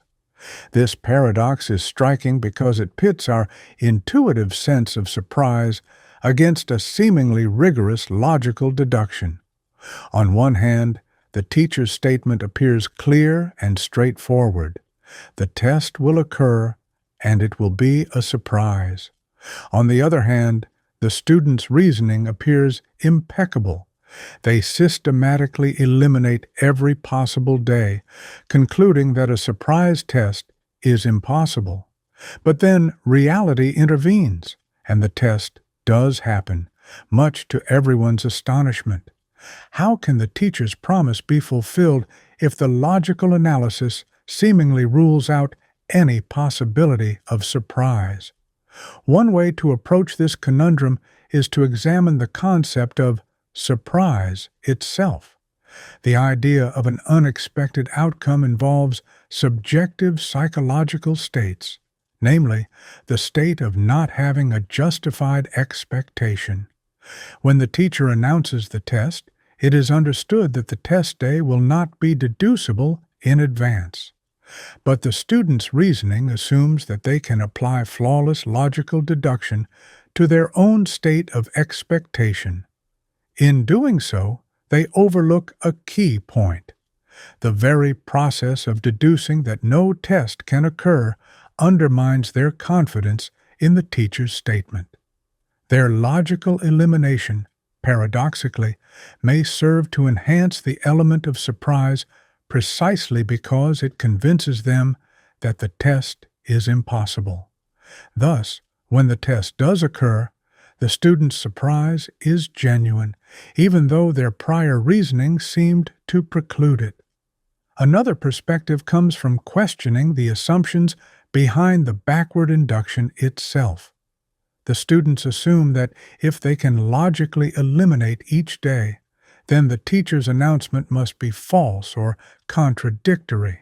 However, this line of reasoning might be flawed because it treats the teacher's statement as if it were an airtight logical proposition, rather than a declaration involving human psychology and uncertainty. In practice, the conditions under which an outcome is unexpected are not so rigidly defined. Even if the students believe they have ruled out every day, the mere possibility that their reasoning might be incomplete or misguided leaves room for genuine surprise. This paradox is not just a quirky puzzle about surprise tests. It has broader implications for our understanding of prediction, expectation, and self-reference. Notice how the student's reasoning is self-referential. They base their expectation on the assumption that they can predict their own future state of knowledge. In doing so, they create a loop in which their reasoning influences their expectations, and their expectations, in turn, validate the reasoning. This self-referential loop is at the heart of the paradox. It shows that when our predictions involve our own state of surprise, we end up with a situation where the very act of prediction can invalidate itself. Some philosophers have suggested that this paradox exposes the limits of what can be deduced from common knowledge. In other words, even if everyone in the class knows the teacher's announcement and everyone reasons perfectly, the meta-level awareness, that is, knowing that everyone else is also reasoning, complicates matters to the point where traditional logic fails to capture the nuance of the situation. The paradox thus challenges our notions of rationality, especially when they involve higher-order thinking about our own knowledge and expectations. There is also a temporal element at work here. The surprise test paradox forces us to consider how our expectations evolve over time. As each day passes without the test, our anticipation changes. The student's reasoning, based on eliminating possibilities from the end of the week backward, treats time as a fixed sequence where each day is equally amenable to logical deduction. However, our psychological experience of time is not so uniform. The impact of knowing something in the future or feeling certain about an upcoming event can fluctuate based on context, mood, and the flow of time itself. This means that even if a logical deduction seems sound on paper, it may not hold when confronted with the messy realities of human perception and time. Moreover, the paradox of the unexpected outcome touches on broader themes in decision theory and game theory. It illustrates the challenges that arise when individuals must act under conditions of uncertainty, particularly when the rules governing the outcome are themselves subject to strategic reasoning. In this light, the paradox is not just about a surprise test, it is about the limits of rational prediction in complex systems, where our actions and beliefs feed back into the very conditions we are trying to anticipate. Finally, the resolution of the paradox might lie in accepting that some concepts, like unexpectedness, resist precise definition. While we can model many aspects of human cognition with logic and mathematics, there may always remain elements of subjective experience that elude complete formalization. The teacher's promise of a surprise test might be less a logical statement and more a qualitative guarantee, a promise that relies on the inherent unpredictability of human consciousness. In conclusion, the paradox of the unexpected outcome challenges us to reconsider the interplay between logic, expectation, and subjective experience. It shows that even with rigorous reasoning, our predictions about future events, especially those that depend on our own mental states, can be inherently flawed. Whether we attribute the paradox to the self-referential nature of prediction, the limitations of our logical models, or the complexity of human psychology. It remains a powerful reminder that the world often defies our neat, logical explanations. The very surprise of the unexpected outcome reveals the gap between our theoretical deductions and the lived reality of uncertainty, a gap that continues to inspire debate across philosophy, psychology, and the study of decision-making. The paradox of time, subjectivity of time. Time is both our most constant companion and our most elusive mystery. Although clocks measure time with unwavering precision, our personal experience of time is anything but uniform. When deeply engaged in an activity, hours can vanish in what feels like minutes. Conversely, moments of boredom or distress can seem to stretch endlessly. This discrepancy between objective time and subjective experience creates a profound paradox. While time flows steadily according to physics, our inner clock can be wildly erratic, reshaping our memories, emotions, and even our sense of self. Consider how we typically measure time. Seconds, minutes, and hours are fixed units defined by the movement of celestial bodies, or, in modern terms, by atomic clocks. These measurements suggest that time is linear, continuous, and the same for everyone. Yet, when we reflect on our experiences, we notice that time's passage can vary dramatically from one moment to the next. When we're having fun, time flies. When we're waiting or in pain, it drags on. This phenomenon is not merely a psychological quirk, but is rooted in the way our brain processes sensory input and memory.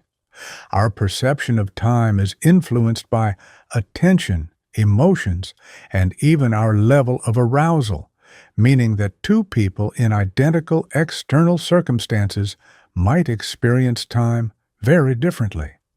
The subjectivity of time is further complicated by the way we remember and anticipate events. Our recollections of the past are not exact replicas of what happened. Instead, memories are reconstructed, often losing details and sometimes blending with other experiences. This reconstruction can compress or expand our sense of duration. A traumatic event, for example, might be remembered as lasting much longer than it actually did, while a joyful day might blur into a quick, fleeting recollection. Similarly, the future remains a canvas painted by our expectations and fears. We tend to overestimate the duration of future events, especially when they involve uncertainty or anxiety. Thus, our inner experience of time is a dynamic interplay of past, present, and future, each influencing the other in subtle ways. Philosophically, this paradox challenges the very notion of what time is. Some argue that time is an absolute objective dimension, a relentless river in which all events are ordered from past to present to future. Others suggest that time is a construct of human consciousness, a way for our minds to impose order on the chaos of experience. In this view, the past exists only in memory, and the future only in anticipation. The present is an ever-shifting moment of awareness that is difficult to pin down. This leads to debates between presentism, which holds that only the present is real, and eternalism, which argues that past, present, and future are equally real. The paradox lies in the tension between these perspectives. While physics treats time as a measurable continuum, our lived experience often seems to affirm the fleeting, even illusory, nature of the present moment. Einstein's theory of relativity adds another layer to the paradox. According to relativity, time is relative. Its passage can vary depending on one's speed or gravitational field. This has been experimentally confirmed in phenomena like time dilation, where time moves slower for an astronaut traveling at high speeds compared to someone on Earth. Although this is an objective, measurable effect, it resonates with our subjective experiences of time. It hints that the way we experience time might be influenced by factors beyond mere psychology, connecting our inner perceptions with the fundamental fabric of the universe. Yet, even if we accept that the laws of physics allow for time's malleability on a cosmic scale, our personal experience of time remains deeply subjective. Meditation practices, for instance, often focus on quieting the mind and altering the perception of time. Many practitioners report that during deep meditation, time seems to slow down, stretch out, or even dissolve entirely. Such experiences suggest that our internal sense of time is not bound by the rigid constraints of external measurement, but is instead a fluid, ever-changing phenomenon shaped by our mental state. This paradox also has significant implications for our understanding of life and mortality. The passage of time is intimately linked to the inevitability of aging and the transient nature of existence. Yet, because our perception of time can vary, our emotional responses to life events are often disproportionate to the objective duration of those events. A few intense moments of joy or sorrow can feel like an eternity, while years of routine may pass almost unnoticed. This subjectivity means that time can be both a precious resource and a relentless force that erodes all things, a duality that lies at the heart of many existential reflections. Moreover, the paradox of time raises questions about the reliability of our memories and our ability to learn from the past. If our recollections are subjective and mutable, then the lessons we draw from them may be distorted or incomplete.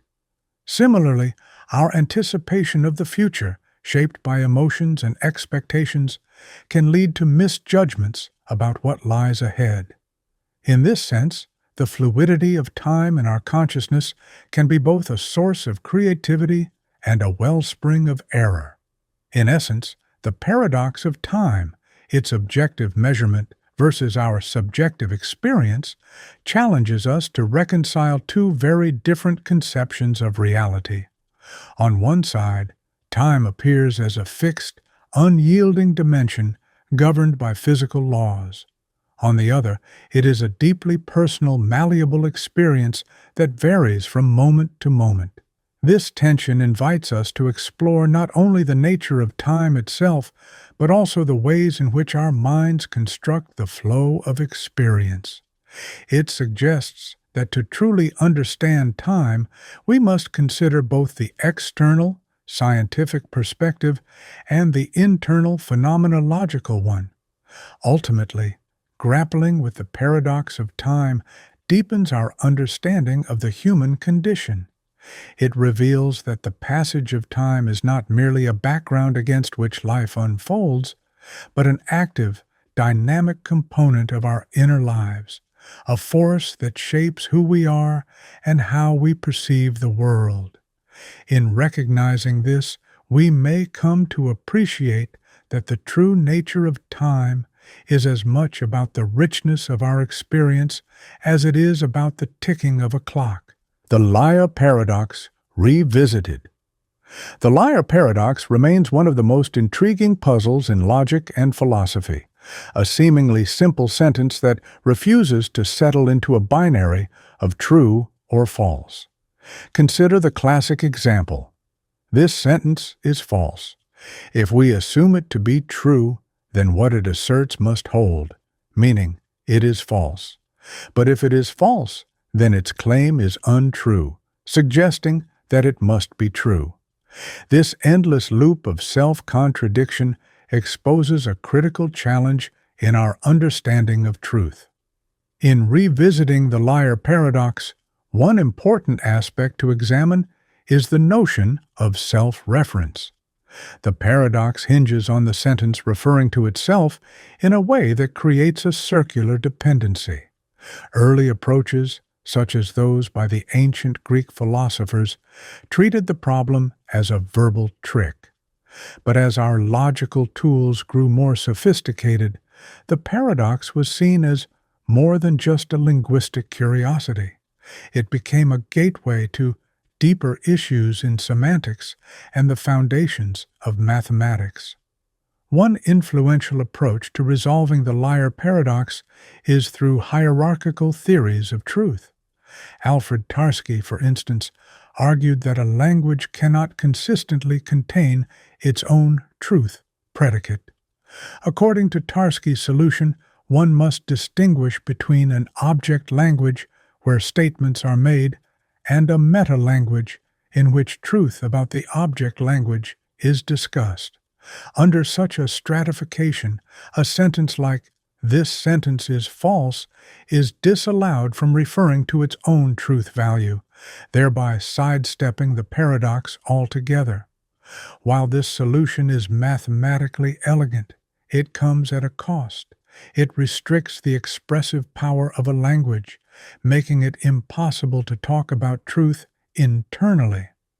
Another approach comes from the fixed-point theories, particularly those developed by Saul Kripke. In his groundbreaking work, Kripke introduced the idea of partially defined truth predicates and fixed points in a semantic hierarchy. In his model, some sentences, like the liar, do not receive a classical truth value at all. Instead, they are left as undefined. This three-valued logic, where truth values can be true, false, or undefined, allows us to sidestep the paradox by acknowledging that the liar sentence does not conform to our conventional binary framework. Yet this solution raises further questions. Is it acceptable to have truth value gaps in a logical system? And if a sentence lacks a truth value, how should we understand its role in reasoning and discourse? A more radical response comes from dialetheism, championed by thinkers such as Graham Priest. Dialetheism holds that some contradictions can be true. That is, a statement can be both true and false simultaneously. Under this view, the liar sentence is not a mistake to be eliminated, but a genuine example of a true contradiction, or dialetheia. Proponents argue that embracing such contradictions can provide a more realistic account of certain paradoxes, although it challenges the classical principle of non-contradiction, a cornerstone of traditional logic. Dialetheism thus forces us to rethink not only the liar paradox, but also our broader commitments about consistency and rational discourse. Another interesting line of inquiry examines the role of context and language usage. Some modern philosophers contend that the paradox arises from ambiguities inherent in natural language.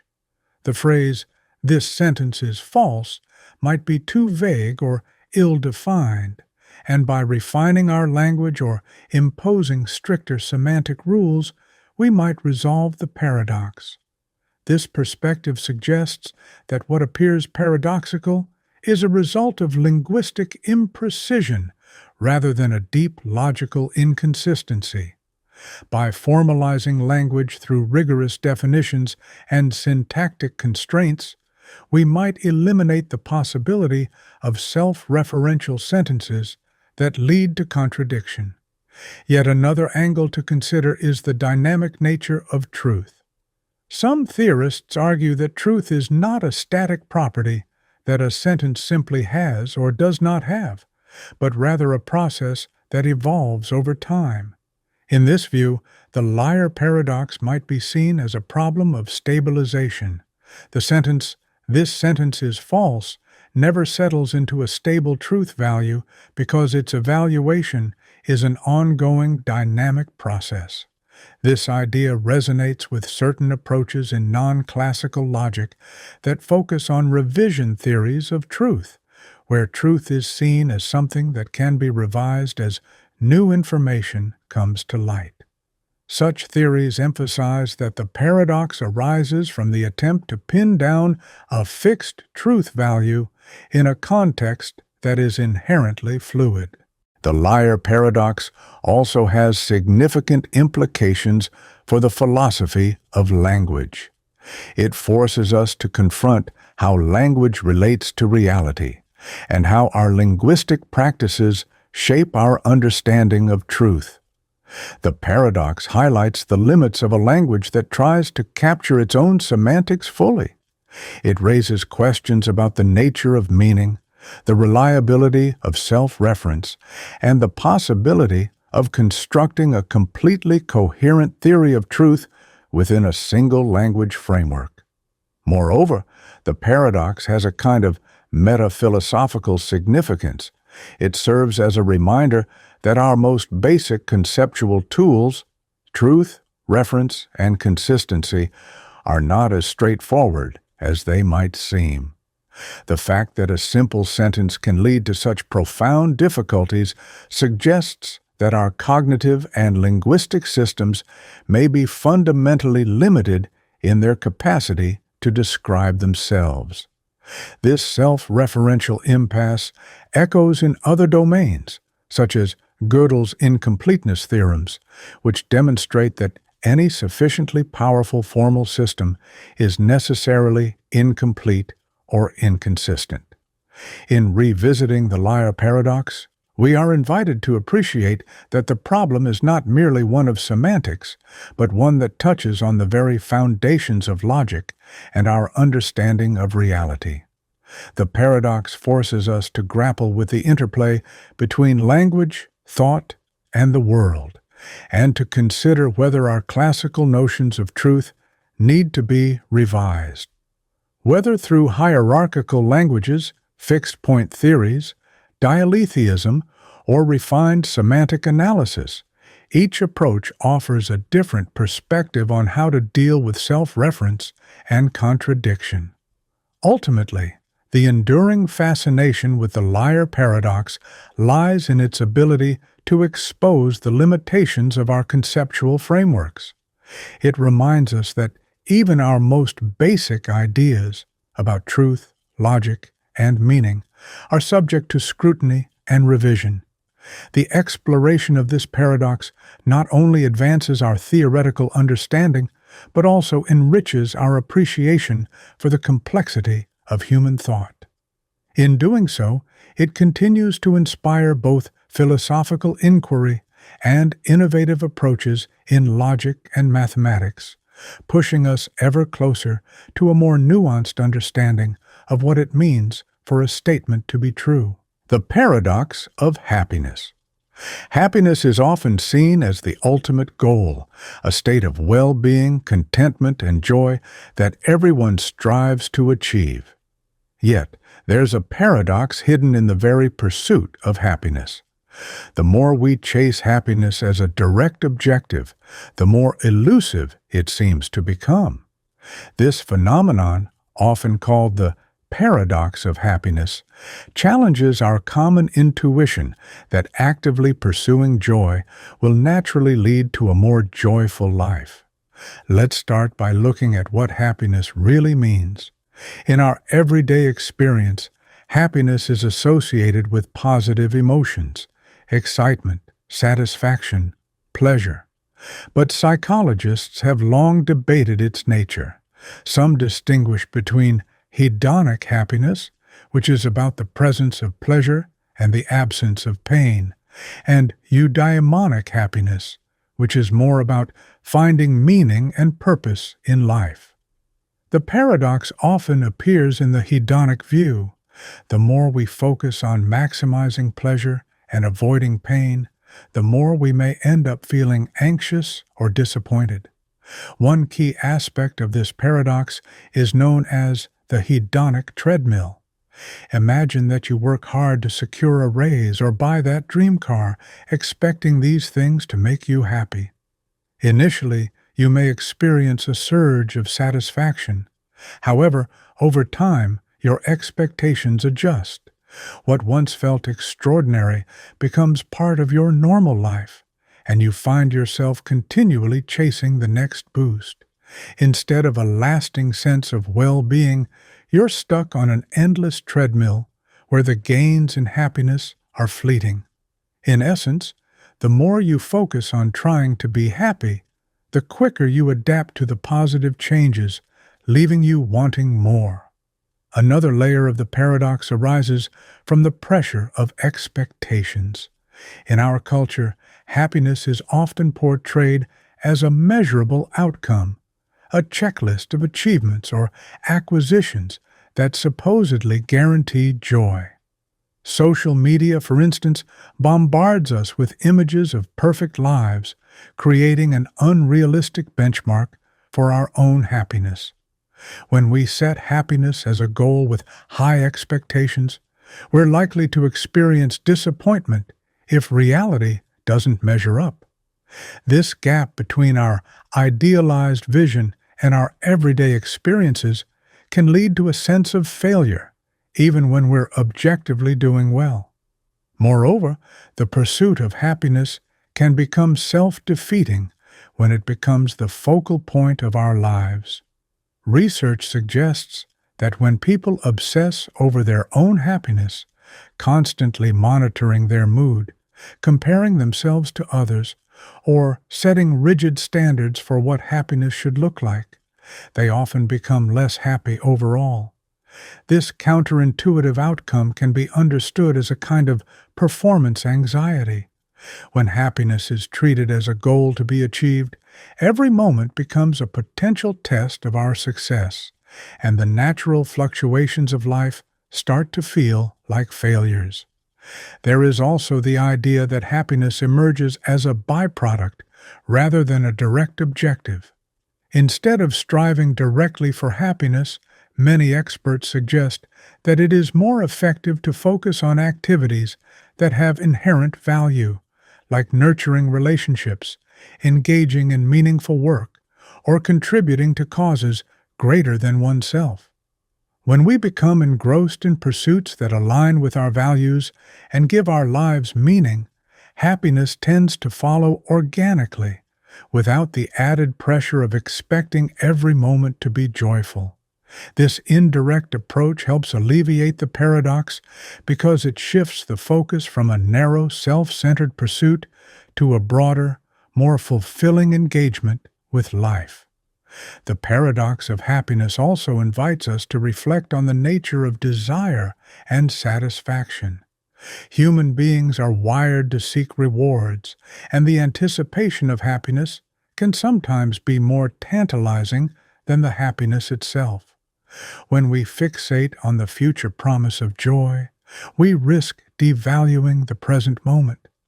This focus on what is to come can prevent us from fully experiencing the beauty of the here and now. In contrast, many spiritual and philosophical traditions advocate for mindfulness, living fully in the present, as a path to true contentment. By immersing ourselves in the present, we might find that happiness is not something to be chased, but something to be discovered in the ordinary flow of daily life. Furthermore, the paradox challenges us to consider the role of self-compassion. Often, in the relentless quest for happiness, we become our own harshest critics. We may feel that if we aren't constantly joyful, then something is wrong with us. This pressure can lead to a negative cycle where the very act of not being happy makes us even less happy. Embracing our full range of emotions, accepting that sadness, frustration, and even boredom are natural parts of the human experience, can paradoxically open the door to a more sustainable form of happiness. When we stop treating happiness as a constant state and instead appreciate it as one of many facets of life, we relieve ourselves of the burden of perfection. In conclusion, the paradox of happiness reveals that the more we fixate on achieving happiness as a direct goal, the more likely we are to miss out on its genuine, spontaneous emergence. Rather than obsessively pursuing a narrow ideal, cultivating happiness might be better approached as a byproduct of living a life rich in meaning, connection, and present moment awareness. In accepting that happiness is not a constant state, but a fluctuating experience that arises naturally from our engagement with the world, we can begin to see that the pursuit of happiness might, ironically, be better served by letting go of its pursuit altogether. This paradox challenges our conventional wisdom and encourages us to rethink how we measure success and fulfillment in our lives. It reminds us that sometimes, in order to be truly happy, we must learn to live fully in the moment, embracing both joy and sorrow, and recognize that happiness often finds us when we're busy living our lives rather than chasing an elusive ideal. The paradox of complexity. Complexity is a double-edged sword. In many fields, from biology to computer science to economics, we witness systems that have grown in intricacy over time. At first glance, adding more elements, connections, and interactions should lead to greater functionality and robustness. Yet, paradoxically, increased complexity often makes systems less understandable, more unpredictable, and even more fragile. Consider a modern organization. As a company grows, it accumulates more departments, more procedures, and a denser network of communication. While this complexity can enable specialized tasks and greater overall capability, it also makes coordination more difficult. Small miscommunications can cascade into major errors, and bottlenecks can form that hinder performance. In this sense, the very features that allow the organization to handle diverse challenges can also become sources of systemic risk. This is one facet of the paradox of complexity. What is built to enhance efficiency can, beyond a certain point, lead to dysfunction. Now, let's explore the idea from another angle. In nature, complex systems like ecosystems or the human brain exhibit emergent behavior, patterns and functions that are not evident from the properties of individual components. Emergence is often celebrated because it produces order out of chaos. Yet, the same emergent properties can make such systems nearly impossible to predict or control. For instance, weather patterns arise from the complex interplay of atmospheric variables. Despite our advanced models, predicting the weather beyond a few days remains notoriously difficult. Here, the complexity that creates the rich tapestry of our environment also conceals its inner workings behind layers of interdependent processes. In technology, the evolution of software systems offers another illustration. Early computer programs were relatively simple, and their behavior was predictable. As software has grown more complex, with millions of lines of code and intricate dependencies, bugs and security vulnerabilities have become pervasive. The more sophisticated a program becomes, the harder it is to fully understand and test every interaction within it. The promise of greater functionality is counterbalanced by an increased likelihood of unforeseen errors. This is why even the most robust systems sometimes suffer catastrophic failures, a reminder that complexity can breed fragility. One might wonder why complexity behaves in such a counterintuitive manner. A key insight is that as systems grow, the number of possible interactions grows exponentially. With each additional component, not only does the system gain new capabilities, but it also introduces new potential points of failure. This explosion in interdependencies means that even if each part functions perfectly on its own, their interactions can produce unexpected results. In other words, the whole can become much more unpredictable than the sum of its parts. Another paradoxical aspect of complexity is seen in our personal experience of modern life. In a world with endless choices, whether in consumer products, career paths, or lifestyle options, we are inundated with information and possibilities. While having options is generally viewed as beneficial, an overabundance can lead to decision paralysis and dissatisfaction. Psychological research shows that when faced with too many choices, people often experience regret and anxiety, undermining their overall sense of well-being. In this way, complexity in our social and economic environments can detract from the very freedom and fulfillment it was meant to provide. Yet, complexity isn't all negative. In fact, it is often essential for adaptation and resilience. Complex systems can absorb shocks and reorganize themselves in the face of change, a property sometimes described as anti-fragility. For example, diverse ecosystems tend to be more resilient to disturbances because the variety of species and interactions provides multiple pathways for recovery. Similarly, complex adaptive systems, such as the Internet, evolve in ways that allow them to survive and even thrive amid constant changes and external pressures. The paradox here is that while complexity makes systems harder to predict and control, it also endows them with a kind of dynamic robustness that simple systems lack. The paradox of complexity also challenges us to reconsider how we measure and manage it. In many instances, efforts to simplify a system can lead to greater efficiency and stability. For example, in software development, modular design principles aim to break down complex systems into manageable, self-contained units. In organizations, streamlined communication channels and clear hierarchies can mitigate some of the risks associated with overcomplexity. However, the trade-off is that oversimplification might strip a system of its adaptive capacity. The art lies in finding the right balance, maintaining enough complexity to allow for innovation and resilience, while keeping it within bounds that make the system comprehensible and manageable. From a philosophical standpoint, the paradox of complexity invites us to reflect on the nature of understanding itself. Our cognitive limits mean that we are naturally inclined to favor simplicity.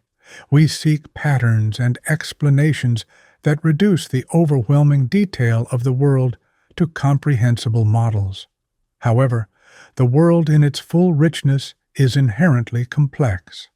This gap between our desire for simplicity and the reality of complexity is at the core of many intellectual pursuits. It challenges scientists, engineers, and philosophers to develop new tools and methodologies for grappling with intricate systems, tools that acknowledge and harness complexity rather than attempting to eliminate it altogether. In conclusion, the paradox of complexity lies in the tension between the benefits and the burdens of complexity.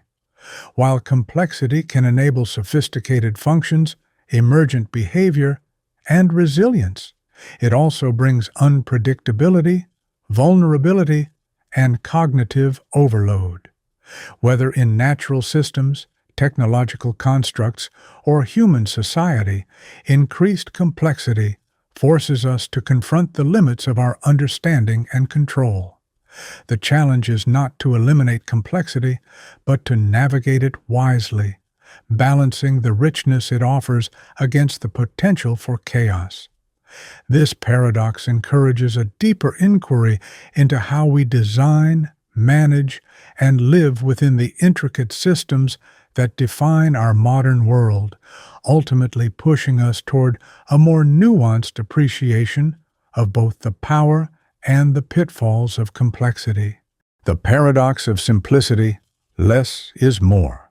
Simplicity is often celebrated as the ideal, a state where clarity, efficiency, and elegance reign. Yet, paradoxically, striving for simplicity can sometimes lead to outcomes that are more effective, more beautiful, or even more profound than complex alternatives. This less is more phenomenon is not merely a catchy slogan. It reflects a deep, counterintuitive truth about human perception, design, and decision-making. Consider design in art and architecture. Minimalist design strips away extraneous details, leaving only the essential elements. The resulting compositions often evoke a sense of calm and focus, allowing viewers to engage more directly with the core idea. In many cases, these designs are more memorable and impactful than those cluttered with unnecessary ornamentation. The paradox here is that by reducing complexity, one can actually amplify meaning and beauty. It's as if the absence of excess creates a space in which the essential qualities can shine through more brightly. This idea extends beyond aesthetics. In the realm of technology, for example, the most successful products are often those that simplify the user experience. A smartphone interface that minimizes clutter and focuses on intuitive navigation can be far more effective than one overloaded with features that confuse rather than clarify. Simplicity in this context reduces cognitive load, enabling users to perform tasks more efficiently and with greater satisfaction. The paradox is that, although these devices are built upon complex engineering and software algorithms, their ultimate value lies in their apparent simplicity to the user. In decision-making, the paradox of simplicity manifests in the way we often perform better when we reduce the number of variables or options we consider. Studies in behavioral economics show that when people are presented with too many choices, they can experience decision paralysis or suffer from reduced satisfaction with their eventual choice, a phenomenon sometimes described as choice overload. By narrowing the field and focusing on what truly matters, individuals can make decisions that are both more confident and more aligned with their core values. Here, less truly becomes more, because the clarity gained from reducing options often outweighs the potential benefits of having a broader range. Philosophically, the paradox challenges the assumption that complexity is inherently superior, or that more information always leads to better outcomes. In many cases, complexity can obscure the underlying truth rather than illuminate it. For example, consider a philosophical argument that is tangled in numerous premises and intricate logical twists. While it may appear rigorous, such complexity can make it difficult for others to grasp the core insight. In contrast, a simpler argument that captures the essence of the idea in clear, straightforward terms is often more persuasive and easier to communicate. This resonates with the idea that less is more, because stripping away the superfluous layers reveals the fundamental truth beneath. The paradox of simplicity also has a psychological dimension. Our minds are wired to seek patterns and order, yet we are often overwhelmed by too much information. Simplicity provides relief from cognitive overload. When our environment is cluttered, whether physically, mentally, or emotionally, it can inhibit our ability to think clearly and make decisions. By embracing simplicity, we create mental space for creativity, reflection, and insight. This can lead to a more fulfilling and productive life, where the focus is on quality rather than quantity. Moreover, simplicity can be a strategy for achieving resilience in complex systems. In ecosystems, for instance, A diversity of species and interactions can make the system robust, but too much complexity may lead to fragility if interdependencies become too intricate. Similarly, in organizational management, overly complex structures can stifle innovation and slow down decision-making. Organizations that simplify their processes and communication channels often become more agile and better able to adapt to change. The paradox here is that by reducing unnecessary complexity, these systems gain strength and flexibility. Yet, it's important to recognize that simplicity does not mean the absence of depth or nuance. In fact, true simplicity often requires a deep understanding of the essential elements of a system. It involves discerning what is truly important and letting go of everything else. This process is not easy. It requires careful thought, critical analysis, and sometimes the courage to discard well-worn habits or conventional wisdom. The paradox is that achieving simplicity is, in itself, a complex and challenging task. The path to less is more often involves a rigorous process of elimination and refinement, which can be counterintuitive when we assume that more is always better. In creative endeavors, simplicity can be the catalyst for innovation. Many breakthroughs come when thinkers distill a problem to its most fundamental aspects and then address that core issue. By removing the noise, they reveal elegant solutions that are not only effective but also aesthetically pleasing. This is evident in scientific theories as well, where the most celebrated models are often those that explain vast amounts of data with a few simple principles. The elegance of these theories lies in their simplicity, which makes them both accessible and powerful. Ultimately, the paradox of simplicity challenges us to rethink our relationship with complexity. It suggests that while complexity has its place, there is immense value in seeking clarity, reducing clutter, and focusing on what truly matters. Whether in art, technology, decision-making, or everyday life, embracing simplicity can lead to outcomes that are not only more efficient, but also more profound and meaningful.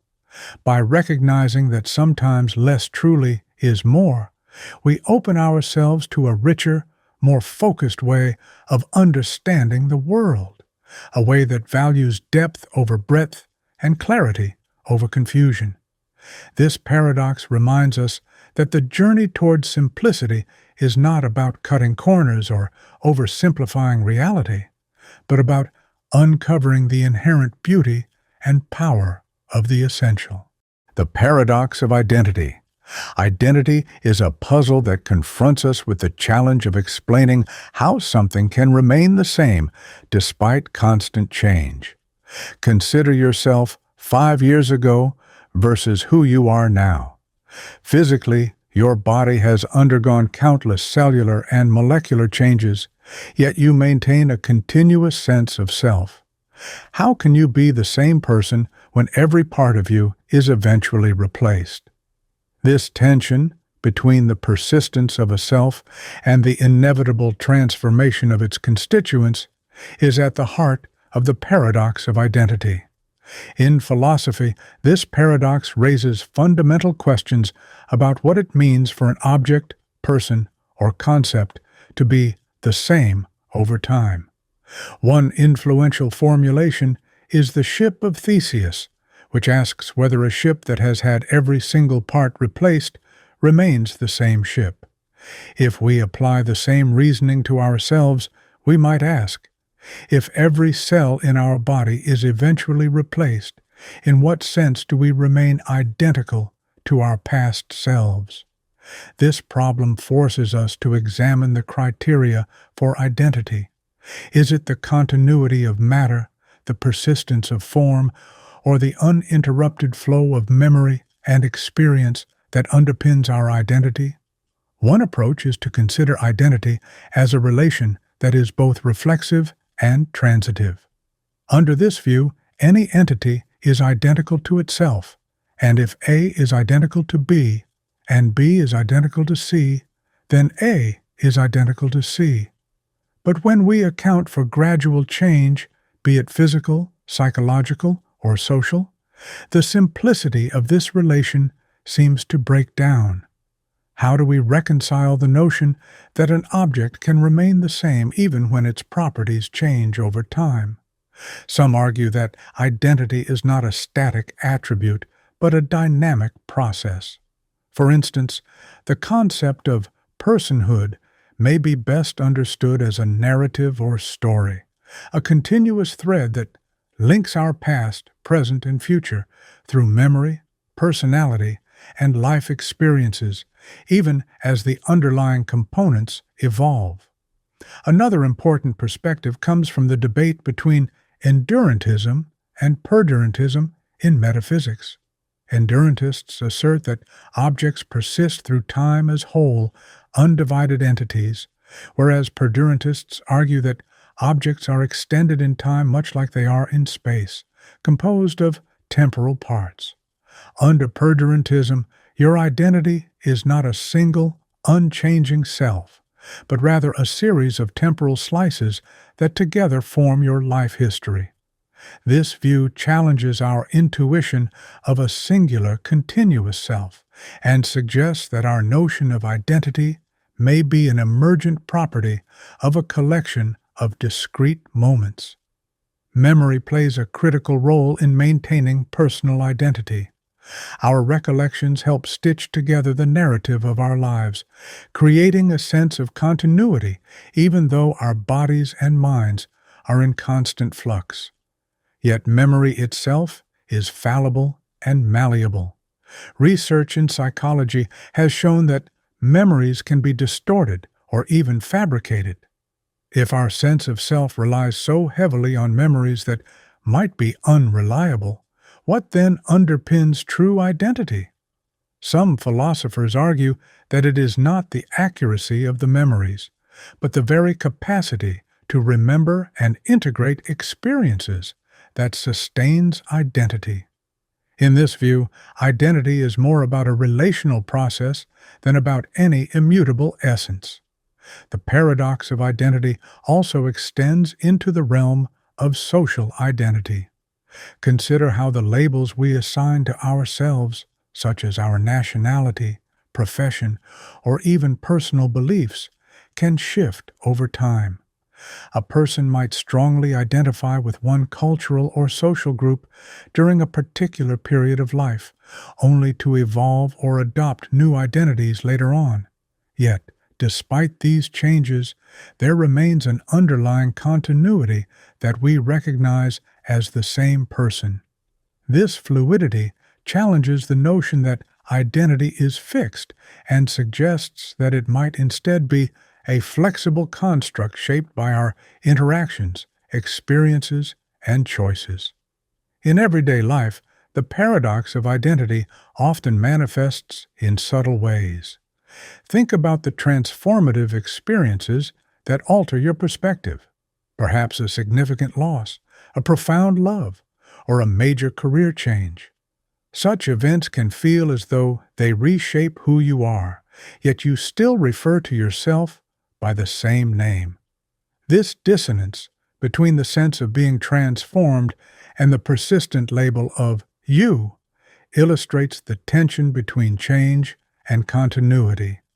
It forces us to ask whether identity is rooted in external continuity, like a name or body, or in internal continuity, such as memories, values, and personal narratives. Modern science further complicates the picture. In biology, for instance, researchers have discovered that even the cells in our bodies are constantly renewed. Some cells last only a few days, while others, like neurons, can persist for decades. How do we reconcile this biological impermanence with our deep-seated sense of a stable self? One possibility is that identity is less about the specific physical constituents and more about the pattern or organization of those constituents. Just as a computer can be rebuilt piece by piece yet still run the same program, our identity might lie in the structure and function of our minds rather than the particular atoms that compose them. Moreover, the digital age introduces new dimensions to the paradox of identity. With online personas, social media profiles, and digital footprints, we often curate multiple representations of ourselves. These digital identities can evolve independently of our physical selves, raising questions about which version is the real you. Is it the face-to-face interaction, the carefully managed online presence, or the underlying personality that remains consistent? This multiplicity of identities in the modern world underscores the paradox. The more avenues we have to express ourselves, the more fragmented our sense of a singular, cohesive identity can become. Philosophers and theorists continue to debate these issues, and the paradox of identity remains an open question with no definitive answer. It challenges us to think about what it truly means to be the same person over time, even as every aspect of our being is in flux. The discussion spans multiple disciplines: philosophy, psychology, biology, and even information technology, all of which offer different insights into the nature of identity. In essence, the paradox of identity confronts us with the question, how can something be both constant and ever-changing? It compels us to look beyond simple definitions and consider the dynamic processes that underlie continuity. Whether through memory, narrative, or the pattern of relationships between our parts, our identity seems to be less about a fixed essence and more about an ongoing process of becoming. This paradox has profound implications for our understanding of personal responsibility, moral accountability, and even our concept of self-worth. If our identity is fluid and ever-evolving, then notions of blame, praise, and authenticity might need to be reevaluated. The paradox of identity not only invites deep philosophical inquiry, but also challenges us to reflect on our own lives, how we change, how we remain the same, and how we navigate the tension between our past and our present. Ultimately, the paradox of identity is a rich and multifaceted puzzle that sits at the intersection of continuity and change. It encourages us to embrace the complexity of who we are, recognizing that our identity is an evolving narrative shaped by countless influences. In doing so, it reminds us that the very essence of being is not static, but a dynamic process, a perpetual journey of self-discovery and transformation. The paradox of change, constant change, yet stability. Change is the only constant, or so the old adage goes. Yet, when we look around, we observe a remarkable paradox. Everything is in a state of flux, yet amidst all this change, there remains an enduring sense of stability. Think about a river. Its waters are never the same from one moment to the next, yet we still recognize it as the same river over time. This paradox of change, constant change, yet stability, challenges our understanding of how things persist even as they transform. Consider the natural world. Every living organism is in a continuous process of change. Our bodies replace cells. Our hair grows and falls out, and even the earth itself is in constant motion through space and time. Despite this ceaseless alteration, we speak of life as having a continuity. A tree grows from a tiny seed into a towering oak, yet we consider it the same tree throughout its lifetime, even though its leaves, branches, and bark all change gradually. This raises the question, what makes something the same if its components are always shifting? One way to approach this is to look at change not as a disruption of identity, but as an essential part of it. Philosophers like Heraclitus argued that change is fundamental to the nature of reality. In his view, the very essence of being is defined by constant transformation. Yet, paradoxically, this transformation does not obliterate identity. Instead, it gives it depth and richness. The continuity we observe, the stability, emerges precisely because change follows a pattern, a rhythm that allows us to perceive an underlying order. Our own sense of self illustrates this paradox vividly. Over the years, our physical appearance, thoughts, and feelings evolve.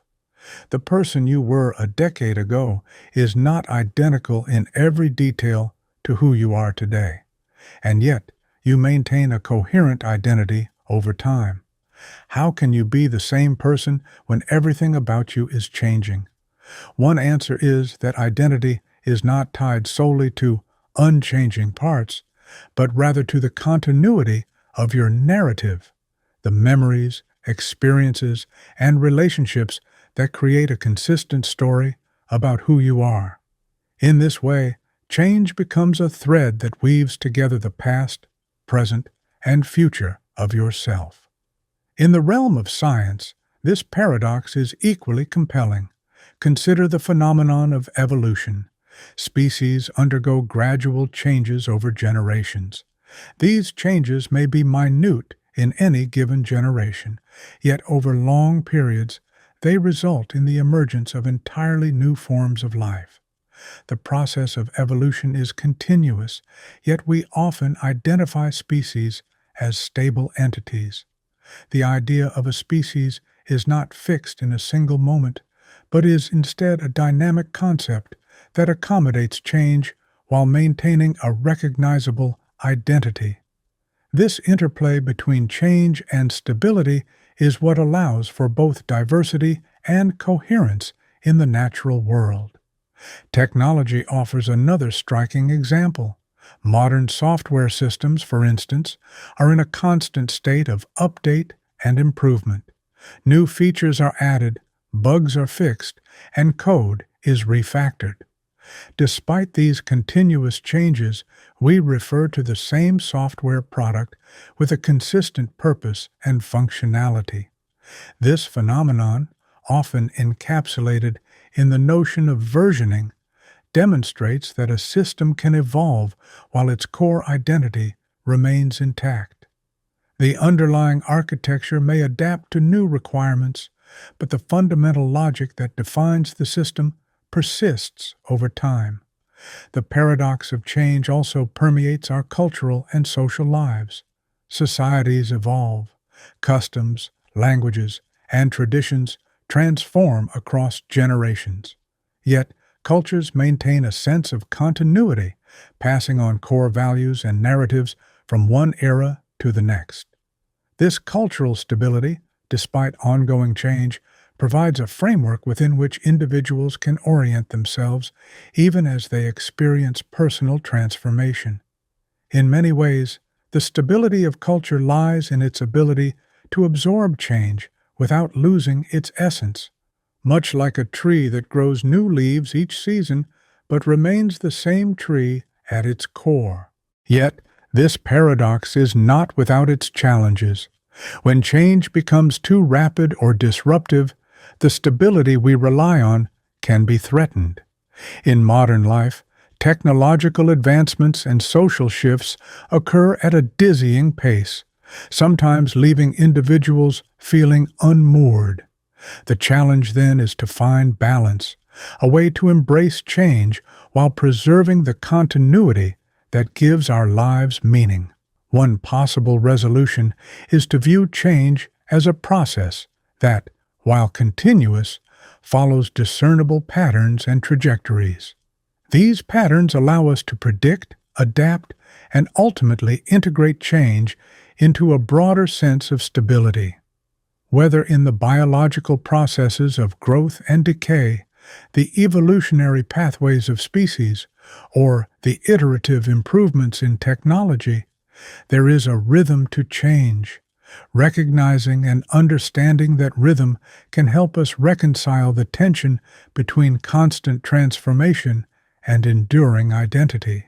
In essence, the paradox of change, the coexistence of constant change and enduring stability, invites us to rethink our definitions of identity, whether in nature, technology, or ourselves.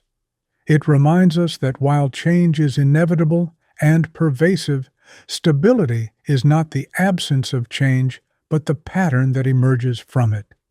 This perspective allows us to appreciate that our lives, like the flowing river or the evolving tree, are not static snapshots, but dynamic processes where change and continuity are inextricably linked. Ultimately, embracing this paradox can lead to a more resilient and adaptive worldview. By recognizing that stability often arises from the very processes of change, we may learn to navigate the complexities of our ever-evolving world with greater wisdom and flexibility. The paradox of knowledge. Knowledge is often regarded as the pinnacle of human achievement, a prized possession that distinguishes us from other species. Yet, when we examine the concept of knowledge closely, we encounter a striking paradox. On one hand, we hold that knowledge is something attainable, that every truth has the potential to be known. On the other hand, if every truth were truly knowable, then it would follow, as some paradoxical arguments suggest, that all truths are in fact already known. This creates a tension. How can there be unknown truths if they are, by their very nature, knowable? This is sometimes referred to as Fitch's paradox of knowability. Imagine a proposition that is true but not known by anyone. If we assume that every truth is knowable, that is, for any true proposition, there exists some method, some state of affairs in which it can be known, then there must be a way for that truth to become known. Yet, if it were to become known, it would no longer be unknown. This seemingly innocuous idea leads to a logical collapse. Under the assumption that all truths are knowable, it appears that every truth must already be known. But this is contrary to our everyday experience, where we recognize that there are many truths we have yet to uncover. One way to approach this paradox is to question the very assumption that every truth is knowable. Perhaps some truths are, by their nature, beyond the reach of human cognition. In this view, the idea that every truth is knowable is simply false. There might be inherent limitations in our cognitive apparatus or in the structure of reality that prevent certain truths from ever entering our awareness. Accepting that some truths are unknowable dissolves the paradox, but it also forces us to confront a humbling reality about our epistemic limitations. Another approach is to re-examine what we mean by knowledge. Traditional accounts of knowledge hold that to know something, it must be both true and justified. But when we delve into the paradox, the criteria for justification come under scrutiny. If the process of justification itself is subject to revision or error, then even if a truth is in principle knowable, our ability to justify it may be imperfect. This means that knowledge might be a more fluid, less absolute concept than we typically assume. In other words, the gap between truth and what is known may be larger than we initially thought, a gap that might never be fully bridged. Consider also the role of self-reference in this paradox. Some formulations involve sentences that comment on their own knowability. For example, a statement like, "This statement is not known by anyone," creates a self-referential loop that can lead to contradictions. If the statement were known, it would be false, and if it were unknown, it would be true.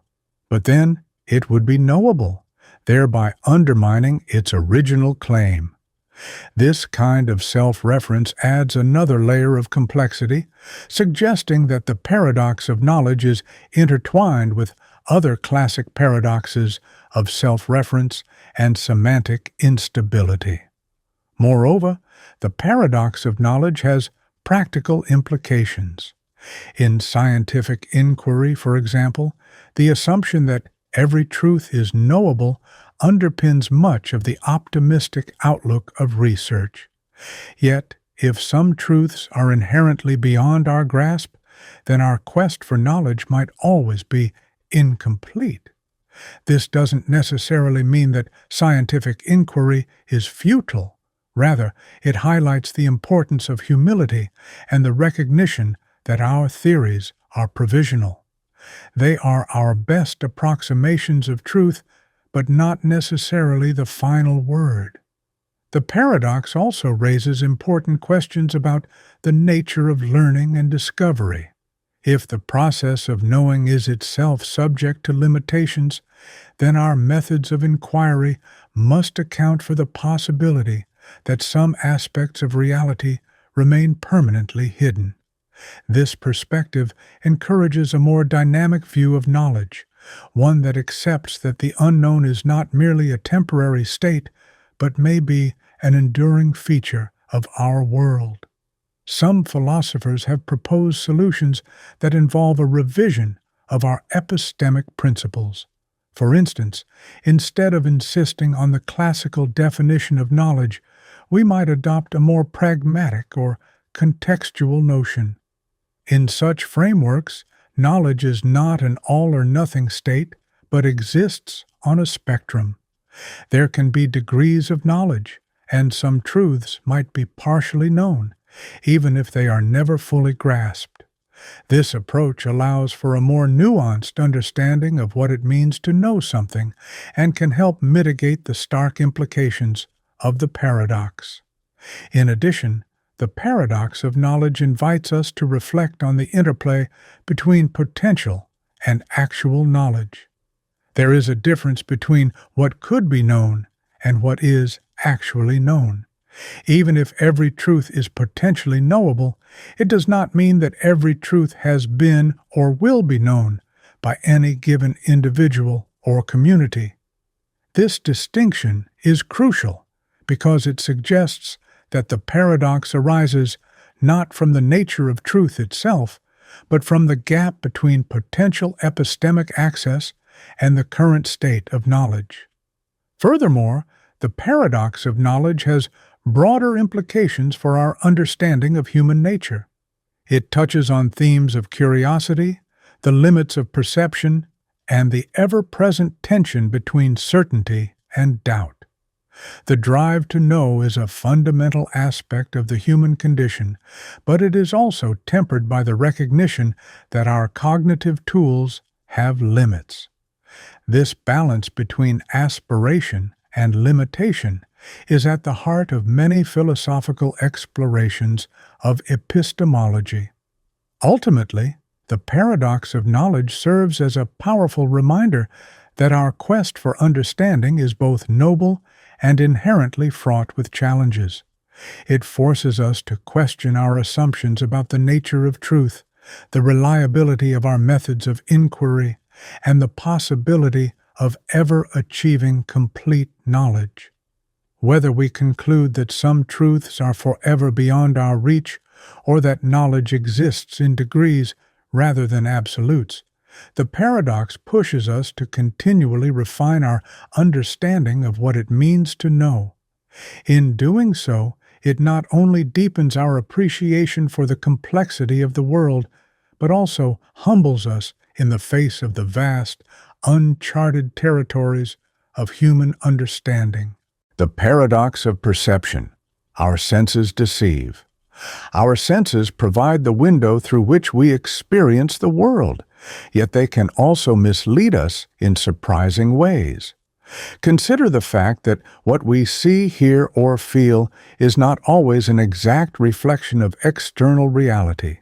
Optical illusions, for instance, reveal that the human brain often interprets visual information based on context rather than raw data.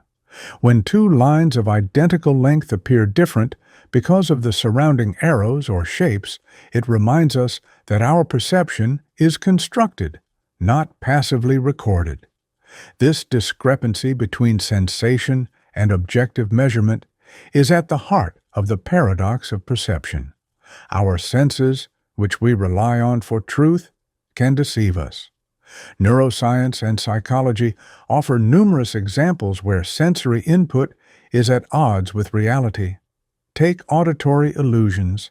When a sound is repeated or manipulated, our brain can perceive patterns or words that aren't really there. The famous phantom words phenomenon shows that, given a scrambled audio clip, listeners sometimes report hearing clear phrases that emerge from the chaos. In these cases, our brain fills in gaps or imposes order on ambiguous stimuli. It's not that our senses are malfunctioning. Rather, they're working in tandem with our cognitive processes to interpret the world, sometimes creating an experience that diverges from the objective truth. Similarly, our sense of touch and proprioception, the feeling of where our body is in space, can be tricked. The rubber hand illusion is a striking example. When a participant's real hand is hidden and a fake hand is placed in view, simultaneous strokes on both can lead the brain to adopt the fake hand as its own. This suggests that our self-awareness, the feeling of owning a body, can be manipulated by synchronizing sensory signals. What we feel is not simply a matter of direct sensation. It's an integration of multiple signals that can be misaligned with the actual state of the world. Even our sense of time is subject to distortion. When we are deeply engrossed in an activity or experiencing intense emotions, time can seem to slow down or speed up. This malleability of temporal perception challenges the assumption that time is experienced uniformly by all individuals. The brain's processing of time is influenced by factors like attention, memory, and emotional state. This means that two people can experience the same interval in radically different ways, underscoring that perception is not a mirror of objective time, but a subjective construction. These phenomena force us to ask a difficult question. If our senses can deceive us so thoroughly, how can we trust them as reliable sources of knowledge? Philosophers have long debated whether perception gives us a direct window to reality or whether it is mediated by our mental constructs. Some argue that what we perceive is only a representation of the world, an internal model shaped by past experiences, expectations, and evolutionary adaptations. This view is exemplified by the work of Immanuel Kant, who suggested that our mind actively organizes sensory input according to innate categories. In other words, while our senses may capture raw data, our mind interprets it in a way that may not fully correspond to the world as it is. Moreover, the paradox of perception extends to the social realm. Consider situations where cultural or individual differences shape what is noticed and valued. Two people might observe the same scene, yet interpret it in vastly different ways due to differences in background, experience, or even mood. This subjectivity implies that perception is not a neutral process, but is deeply intertwined with personal and cultural factors. Our senses are not only biological instruments, they are also influenced by the lenses through which we view the world. The limitations of perception have practical implications as well.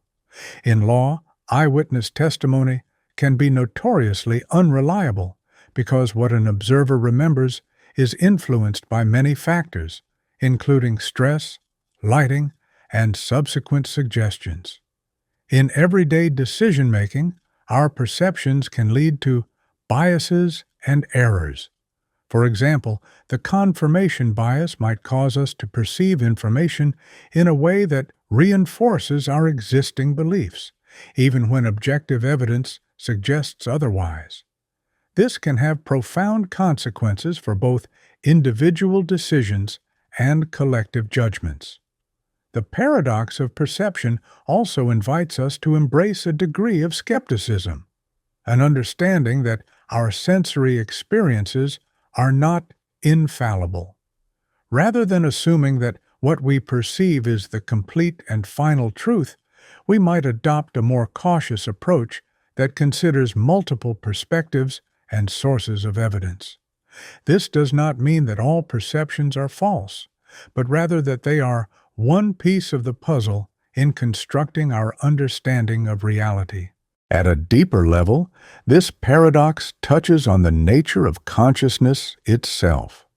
Our experience of the world is a synthesis created by our brains, a dynamic interplay of sensory inputs and internal interpretations. The fact that our perceptions can be deceiving does not diminish their value. Instead, it highlights the remarkable complexity of our cognitive processes. Our brains are constantly working to filter, organize, and make sense of vast amounts of data, and in doing so, they sometimes introduce errors or distortions. Yet, it is precisely this complex processing that allows us to function, to learn, and to innovate. In artistic expressions, the paradox of perception is celebrated as well. Artists and filmmakers often play with the idea that what we see is not necessarily what is real. Through techniques like perspective, lighting, and editing, they can manipulate our perceptions to evoke emotions or convey hidden meanings. These creative endeavors remind us that perception is malleable, that it can be shaped and reinterpreted in countless ways. The beauty of art lies in its ability to reveal both the strengths and the vulnerabilities of our sensory experiences. Ultimately, the paradox of perception teaches us a vital lesson. While our senses are indispensable for navigating the world, they are not perfect. They offer us a window into reality, but that window is tinted by the inherent subjectivity of our minds. Recognizing this paradox does not undermine the value of perception.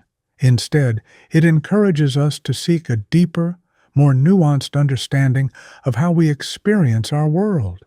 It calls on us to balance trust in our senses with a critical awareness of their limitations, a balance that is essential for both personal growth and the pursuit of truth. The paradox of control. Letting go is control. Control is a concept that many of us instinctively cling to, believing that by managing every detail of our lives, we can ensure happiness, success, and safety. Yet, paradoxically, the more we try to control external circumstances, the more we often find ourselves feeling overwhelmed, stressed, and even powerless. In many philosophies and psychological teachings, it is argued that true control is achieved not by gripping tightly to every outcome, but by learning to let go. In this sense, letting go is not surrender, but a form of control, a deliberate decision to focus on what truly matters while releasing the need to manage every single variable. Imagine a scenario where you plan every minute of your day down to the smallest detail. At first, this might seem like a strategy for efficiency. However, life is inherently unpredictable. Unexpected events occur, a sudden phone call, a change in plans, or even just the natural ebb and flow of energy that affects your concentration. When every moment is scheduled rigidly, even a small disruption can throw off the entire day, leading to frustration and anxiety. Here, the very attempt to control every aspect becomes a source of stress, undermining your ability to adapt. In contrast, when you allow for flexibility, you create space for spontaneity and resilience. By letting go of the need to micromanage, you retain control over your emotional response and your overall well-being. This paradox also manifests in relationships and communication. Many people feel the urge to control interactions, whether by trying to manage the opinions of others, forcing outcomes, or maintaining a certain image. However, genuine connection often arises from authenticity, which requires vulnerability and openness. When you try to control every facet of a relationship, you may inadvertently stifle the natural growth of trust and intimacy.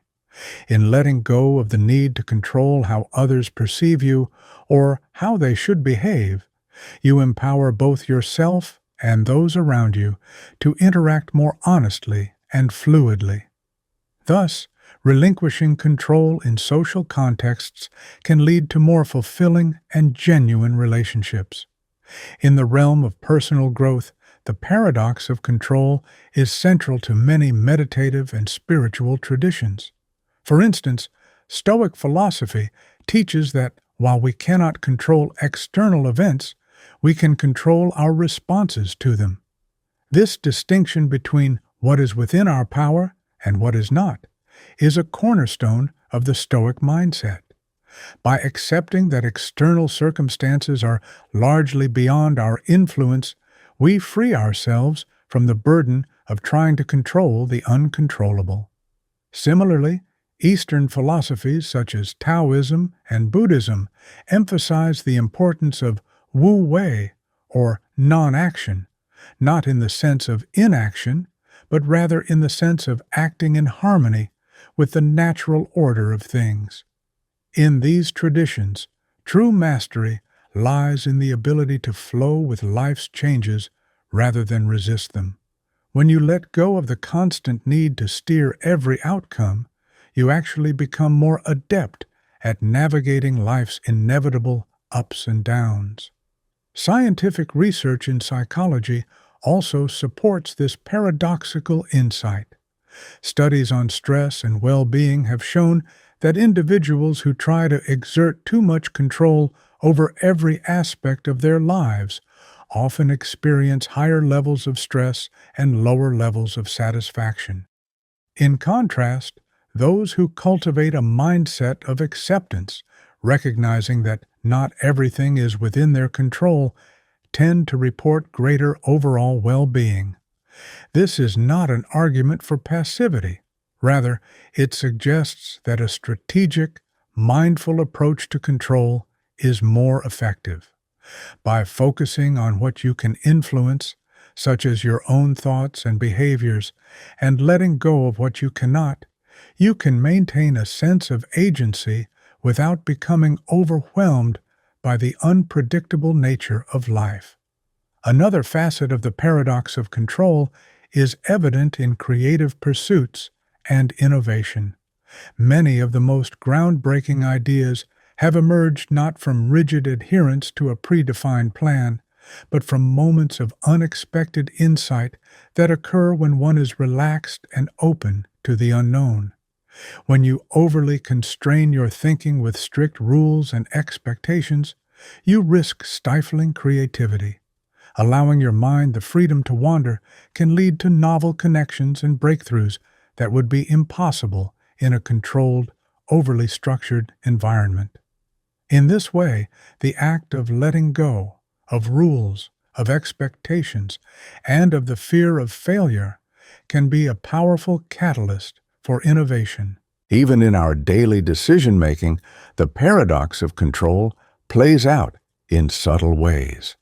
When faced with too many options or too much information, our attempts to control every detail can lead to decision paralysis, a state where the fear of making the wrong choice results in inaction. This is often referred to as analysis paralysis.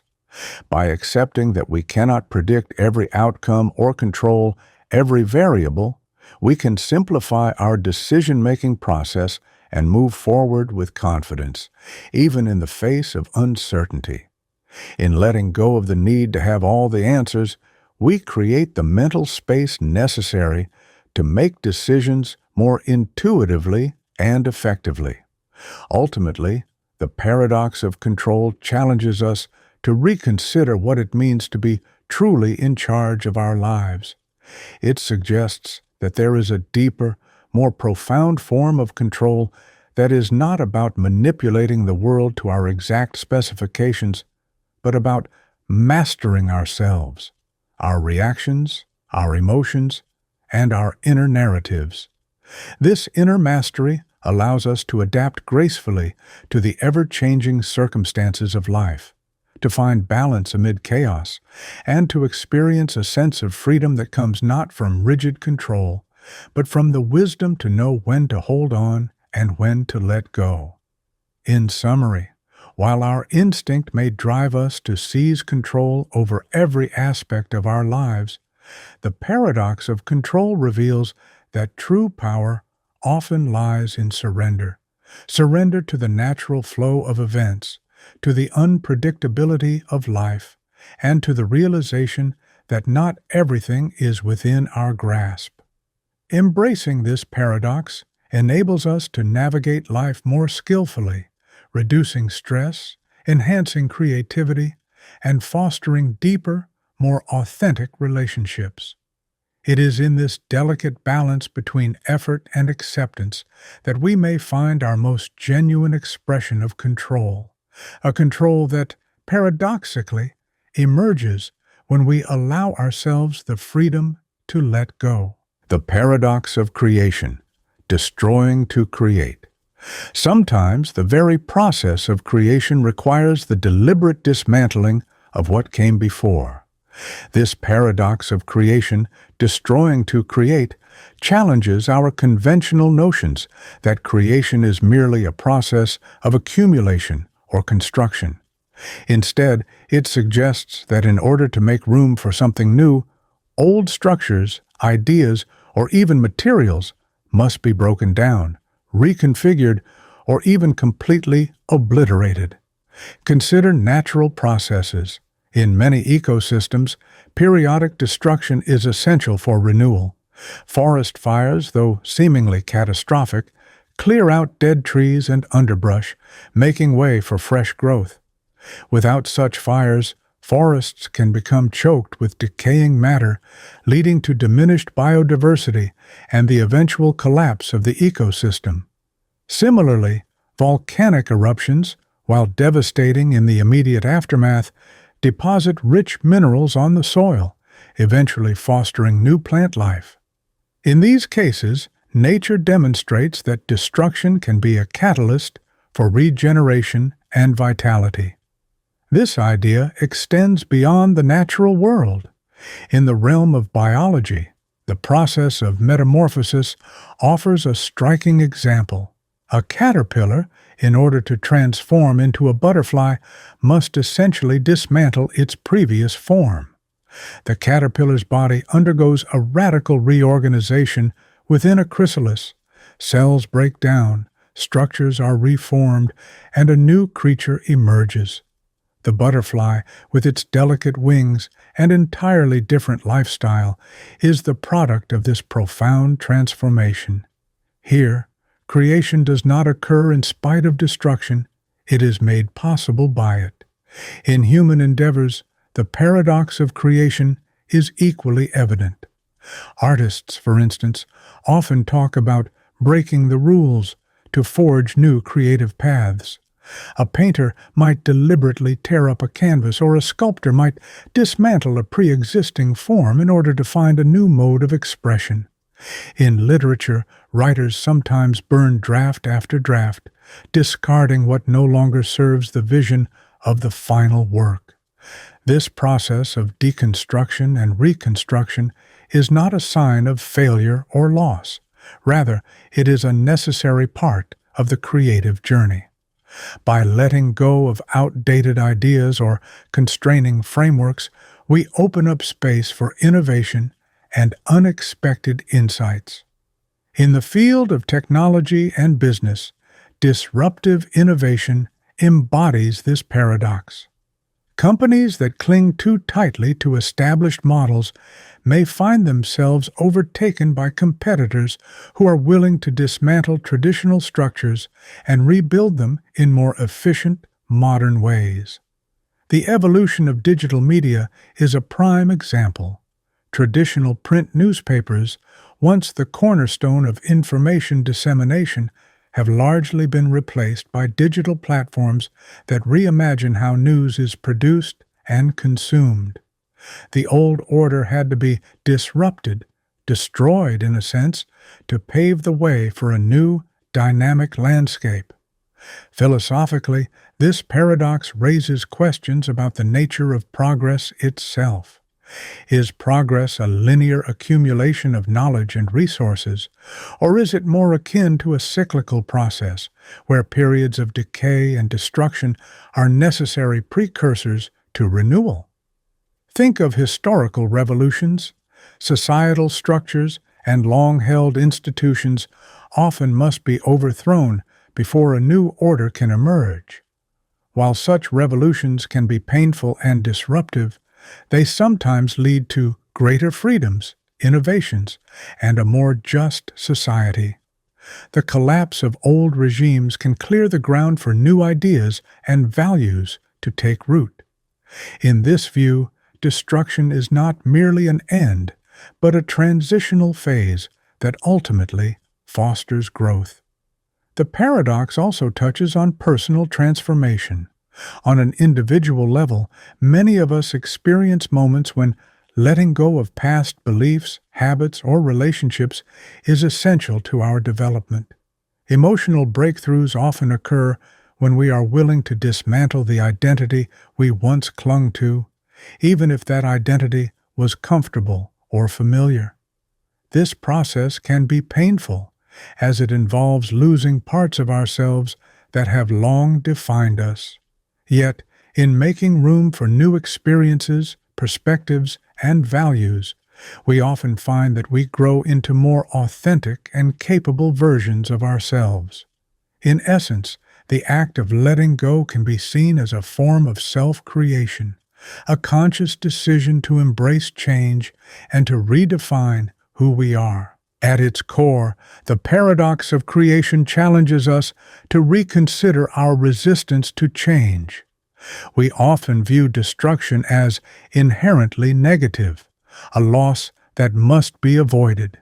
However, when we examine the role of destruction in the creative process, we begin to see that it can be a powerful, transformative force. Without breaking down old structures, there is no space for innovation. The remnants of what has been destroyed can serve as the raw material for something entirely new, richer, and more nuanced than what came before. This paradox has practical implications in many areas of life. In project management, for example, teams sometimes need to reset by scrapping outdated strategies and starting afresh. In personal relationships, letting go of long-held grudges or toxic habits can clear the way for deeper connection and growth. Even in our everyday environments, decluttering our physical spaces can lead to a sense of renewal and increased focus. These examples remind us that creation and destruction are often two sides of the same coin, intricately connected in the cycle of change. Yet, embracing this paradox requires a shift in perspective. It calls for an acceptance that impermanence and change are natural parts of life. To truly create, one must be willing to accept that what is built today may need to be dismantled tomorrow. This mindset is not about nihilism or a reckless disregard for the past. Rather, it is an acknowledgement that holding on too tightly to what was can impede the birth of what could be. In many ways, the process of creation is about transformation, recognizing that the end of one phase is simply the beginning of another. In conclusion, the paradox of creation, destroying to create, reveals a profound truth about the nature of change. Whether in the cycles of nature, the evolution of technology, societal revolutions, or personal growth, the process of dismantling old forms is often indispensable for the emergence of new ones. By understanding that destruction can be a necessary prelude to creation, we learn to appreciate the dynamic interplay between loss and renewal. It is in this delicate balance that we find the true essence of progress and innovation, a reminder that sometimes, to move forward, we must first let go of what we once knew.